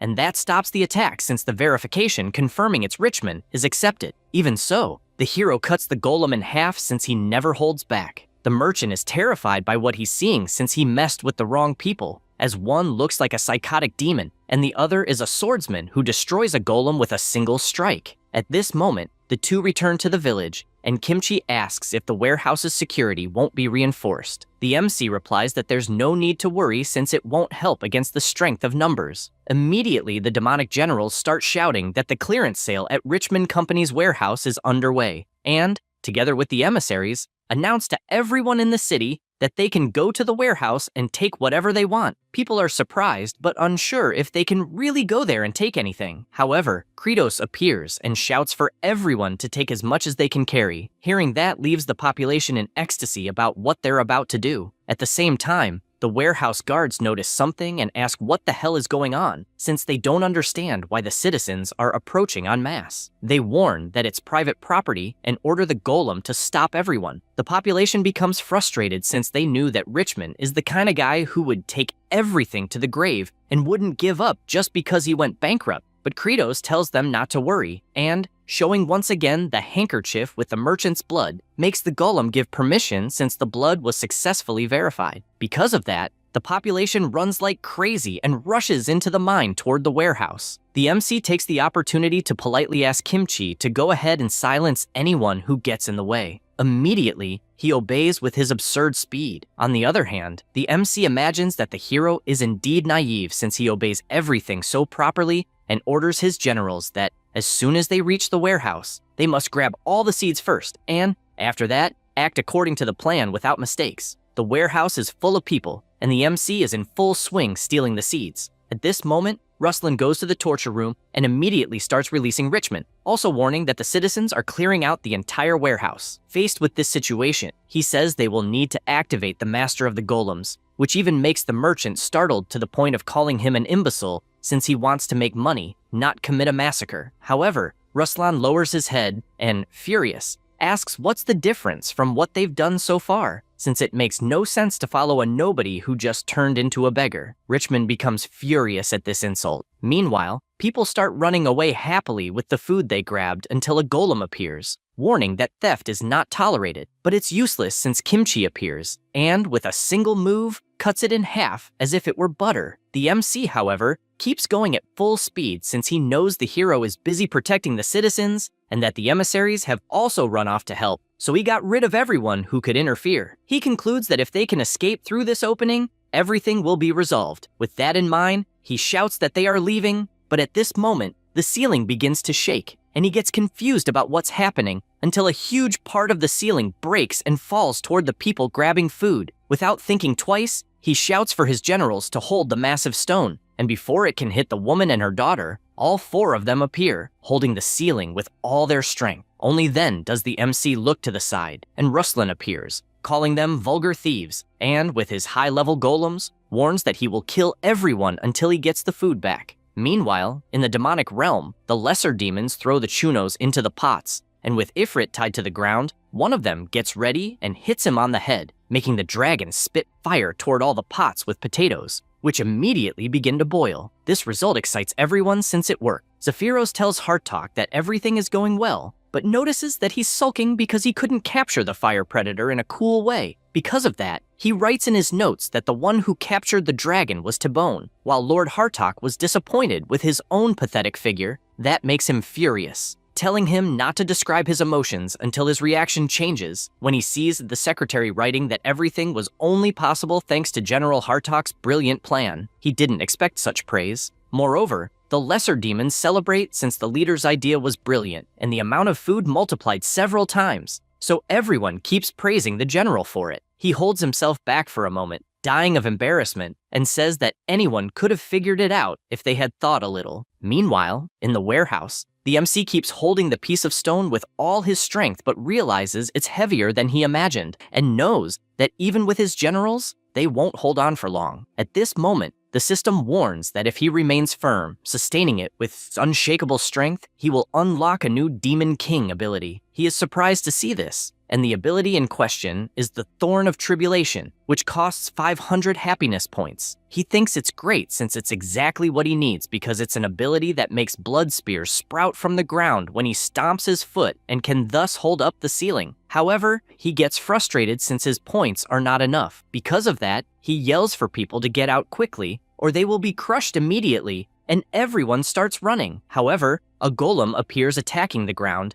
and Ruslan makes it clear that if they step outside, they will die by the golems, and if they don't, they will die crushed by the ceiling. The MC calls the guy a bastard, and the ceiling keeps getting heavier, forcing him to exert even more strength. Ruslan warns that he is not the same useless man as Richmond and guarantees that he will crush everyone without mercy if he feels like it. He then lifts his leg and steps on a citizen's hand. Kratos becomes furious upon seeing this and exerts more and more strength to try to lift the ceiling as it's about to crush the people. At that moment, he looks to the side and sees a message saying that the demonic army is feeling happy eating delicious food, and because of that, his points start rising like never before. He has no idea what the demons are eating, but he doesn't complain since his points are increasing absurdly at just the right time. Indeed, everyone in the army is eating very well, while the generals watch with smiles on their faces. Because of this, Kratos' current points rise to 15,761, and he immediately shouts, unlocking the new skill successfully. Moreover, upon consuming the happiness points, the effects of the metamorphosis elixir are dissipated. Returning to his original form, he keeps exerting even more strength, and the notification warns that he must level up the skill to increase the number of spears. He orders the 4 celestial generals to hold firmly, and they immediately apply even more strength. Then, spending 15,100 happiness points, he evolves the Thorn of Tribulation to the maximum level. Ruslan, who is terrified to see a human lift an entire ceiling, cannot believe it until he questions if what's happening is a demon. People also get scared upon seeing this, but Kratos doesn't waste time, and, with his foot raised, stomps on the ground, causing dozens of spikes to shoot toward the ceiling. At that moment, Kimchi feels a strange sensation and looks toward the warehouse. While the spikes hold up the massive rock, people imagine that, without a doubt, a demon stands before them, but this demon saved them. He walks away, and the merchant takes the opportunity to shout that there's a demon who eats humans, and that everyone must wipe out his kind. However, the MC asks if this is some kind of joke. Then, after grabbing the hero's hammer, questions who is truly eating humans. Ruslan is startled and doesn't understand what the hell that rod with a heart is. The MC firmly holds the item, which begins to change shape, revealing a frightening eye that starts to materialize somehow. At that moment, Kimchi arrives at the scene and is shocked to see Kratos holding a demonic sword completely different from the one he had given before. This one is the sacred sword, Bragya. Kratos makes it clear that he doesn't forgive people who are cruel with food, and after preparing himself, since the golems are charging to attack, he raises his sword, which is overflowing with enormous power, and after striking toward the golems, they are all obliterated by the devastating power of the sword, which destroys everything beside Ruslan, who remains paralyzed with fear. At that moment, Kimchi appears and comments that apparently Kratos was about to kill a human, and that, in the end, he's nothing more than a demon. The MC is startled by this, and, even while holding the sword tightly, lets it go, making it fall to the ground and return to its original form. He imagines that he will die anyway, and therefore begs for the lives of the subordinates behind him to be spared. The generals can't believe why Lord Kratos is saying this. Meanwhile, Kimchi just looks down and prepares his sword, saying it's a pity since he wanted to know a little more about him. Kratos keeps his eyes closed, and at that moment, Sergei yells for them to undo the transformation and therefore kicks Asura in the face, who retaliates with a slap, and both attack Bahal. Then the generals, with their transformations undone, stand in front of the Demon King, saying that if he wants to kill him, he will have to kill them first. The MC yells for them not to do that, but the hero charges anyway. At that moment, a villager shouts for the pink warrior to wait a bit and says that the people in front of him certainly look like demons, but saved everyone's lives, and assures that apparently it's not only demons who hurt humans. He says this while pointing at Ruslan, who becomes enraged and shouts that he would rather destroy everything than let anyone keep the food. The MC is startled to see this and starts shouting for everyone to be careful since it's a self-destruction device. However, it's already too late because the merchant pressed the device, and then the mine, which had been calm, collapsed with several explosions occurring in the area. The people outside are frightened, but the explosions become increasingly stronger, to the point of destroying everything. Azrahan screams desperately since there are many people inside, but becomes startled upon seeing 4 people flying, and wonders if they are demons. The MC, along with the generals, lands on the ground and shouts that they've been discovered and therefore need to run to the demons' territory. Richmond, who is being carried, asks why the hell he's being taken along, and the MC replies that apparently the rascal is good at managing food, and therefore, from that day on, will manage the demon's warehouse. He's shocked, unable to believe such absurdity, and then the demons flee like never before. Meanwhile, people are in shock watching the fire consume the entire mine, but the hero's silhouette appears, and with a single movement, he disperses all the fire, revealing that everyone is safe. Families reunite, happy to be alive, and the emissary goes to Kimchi wanting to know what happened, and if some demons came out of the mine since apparently they were the ones who caused the explosion. However, the hero replies no and, thinking about the group, concludes that they are not normal demons. Going back a bit in time, Ruslan was holding the detonator, and upon activating the item, the entire warehouse collapsed, and without hesitation, the MC shouted for his generals to protect the people. Immediately, they used everything they had to protect each citizen within that explosion, unlike Ruslan, who burst into laughter watching all the chaos, though not for long, as a rock fell on him. The hero approaches, calls for Kratos, and tells him that he himself will save the people and that the Demon King should take the seeds and leave. Then, with a smile, he wishes that he may plant in peace everything he can. Kratos is surprised by this outcome. Returning to the present, everyone keeps running, and the MC, looking back, concludes that Kimchi knew everything from the beginning and was just observing. But he knows the important part is another, and shouts that they got the seeds, and that when they return, they will plant them immediately. So he yells for them to speed up. With that, they run at full speed. After that, amid all the destruction caused, the emissary asks what sense there was in installing a self-destruction device if there were so many things to hide, and also asks about the MC since he doesn't understand why he suddenly left, being someone who gave food back to the citizens. So, if he went to the capital, he would even receive a reward. Kimchi says he believes the MC must have been scared since, after all, he messed with someone else's property. Azrahan comments that he didn't seem like the type to be scared, but after thinking a little, asks if perhaps the demons had any relation to the MC. However, in the middle of the sentence, the hero interrupts him, saying there were no demons, and even the villagers said they didn't see any demons. Besides, if Jiang Qiu really were a demon, what reason would he have had to protect the villagers? The hemisphere remains silent until the hero changes the subject and asks why Batata is digging the stones. Azrahan replies that his servant is looking for anything of value and therefore tells him not to be greedy. However, his expression changes when he sees him shouting that he found chunos in the place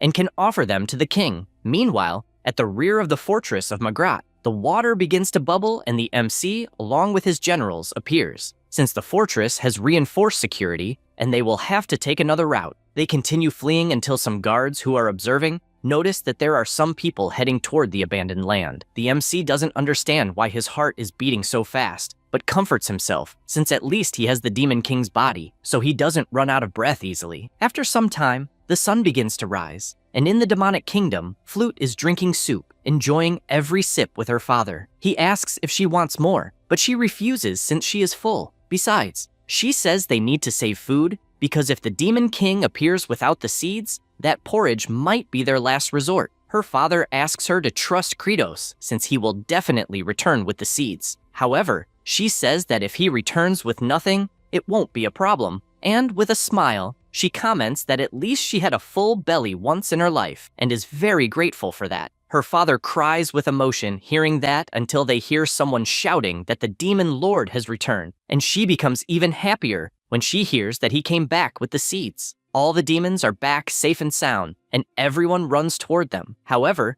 there is a catch since, in Richmond's vision, in front of him are dozens of demonic creatures ready to devour him. However, the reality is different, as Flute was happy to see Asura again, saying she missed him. Tibone also flies at full speed toward Kratos, happy to see him well. Zephyros thanks the generals for the great work and says that all the demons are grateful, but Sergi, embarrassed, tells them to stop the nonsense, since she didn't do anything to please anyone. Then, the MC calls Hartok's attention, since Tibone told him everything that happened, and with a smile, he thanks the brightest mind of the demonic kingdom for solving everything in his absence. Hartok processes what he just heard and becomes emotional once again. Then, the MC looks to the side and sees the demons tossing Sergi into the air in celebration, as all the other generals are happy as well. Only then does he realize what his heart beating fast meant moments earlier, as the scene he is witnessing is so heartwarming, and with a smile, he shouts for everyone to prepare for the next cultivation. He goes to check which seeds he got and realizes that most were rice seeds, but he knows they require a lot of preparation and the weather isn't favorable, so for now, they'll have to set them aside. After the rice seeds, the largest quantity is corn,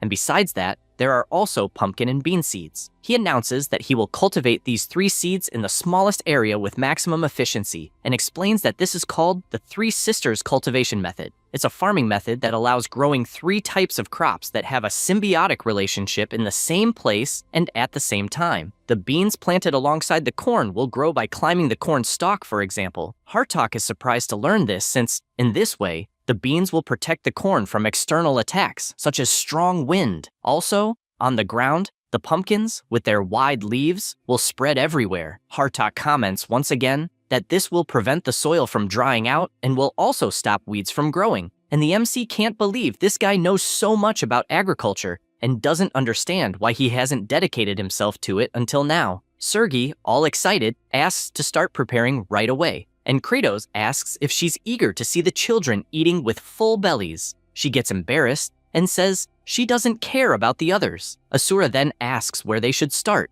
The MC sees him holding hands with Flute and asks since when they get along. He changes his expression and warns that she is just a low-class demon under his command, and the MC doesn't understand why these demons insist on making grumpy faces. Then, he tells them not to rush since they have all the demons gathered, and with all the manpower, things will work out in the blink of an eye. The secretary then says it won't be easy to mobilize the demons from other regions. He says that, and they go outside to see the chaos of the demon races fighting among themselves. Zephyros comments that it's total chaos since the demons are fighting each other to take the highest position in each rank. He also says there's Raster, who is still alive, but it's as if he weren't, since he just stands still on the lightning rod. The MC comments that this is the way of demons, but warns that times have changed. So with a smile, he makes it clear that before Lord Kratos, that place will have fair dual rules. That's all, folks. If you enjoy the video, subscribe and hit the bell. Thanks.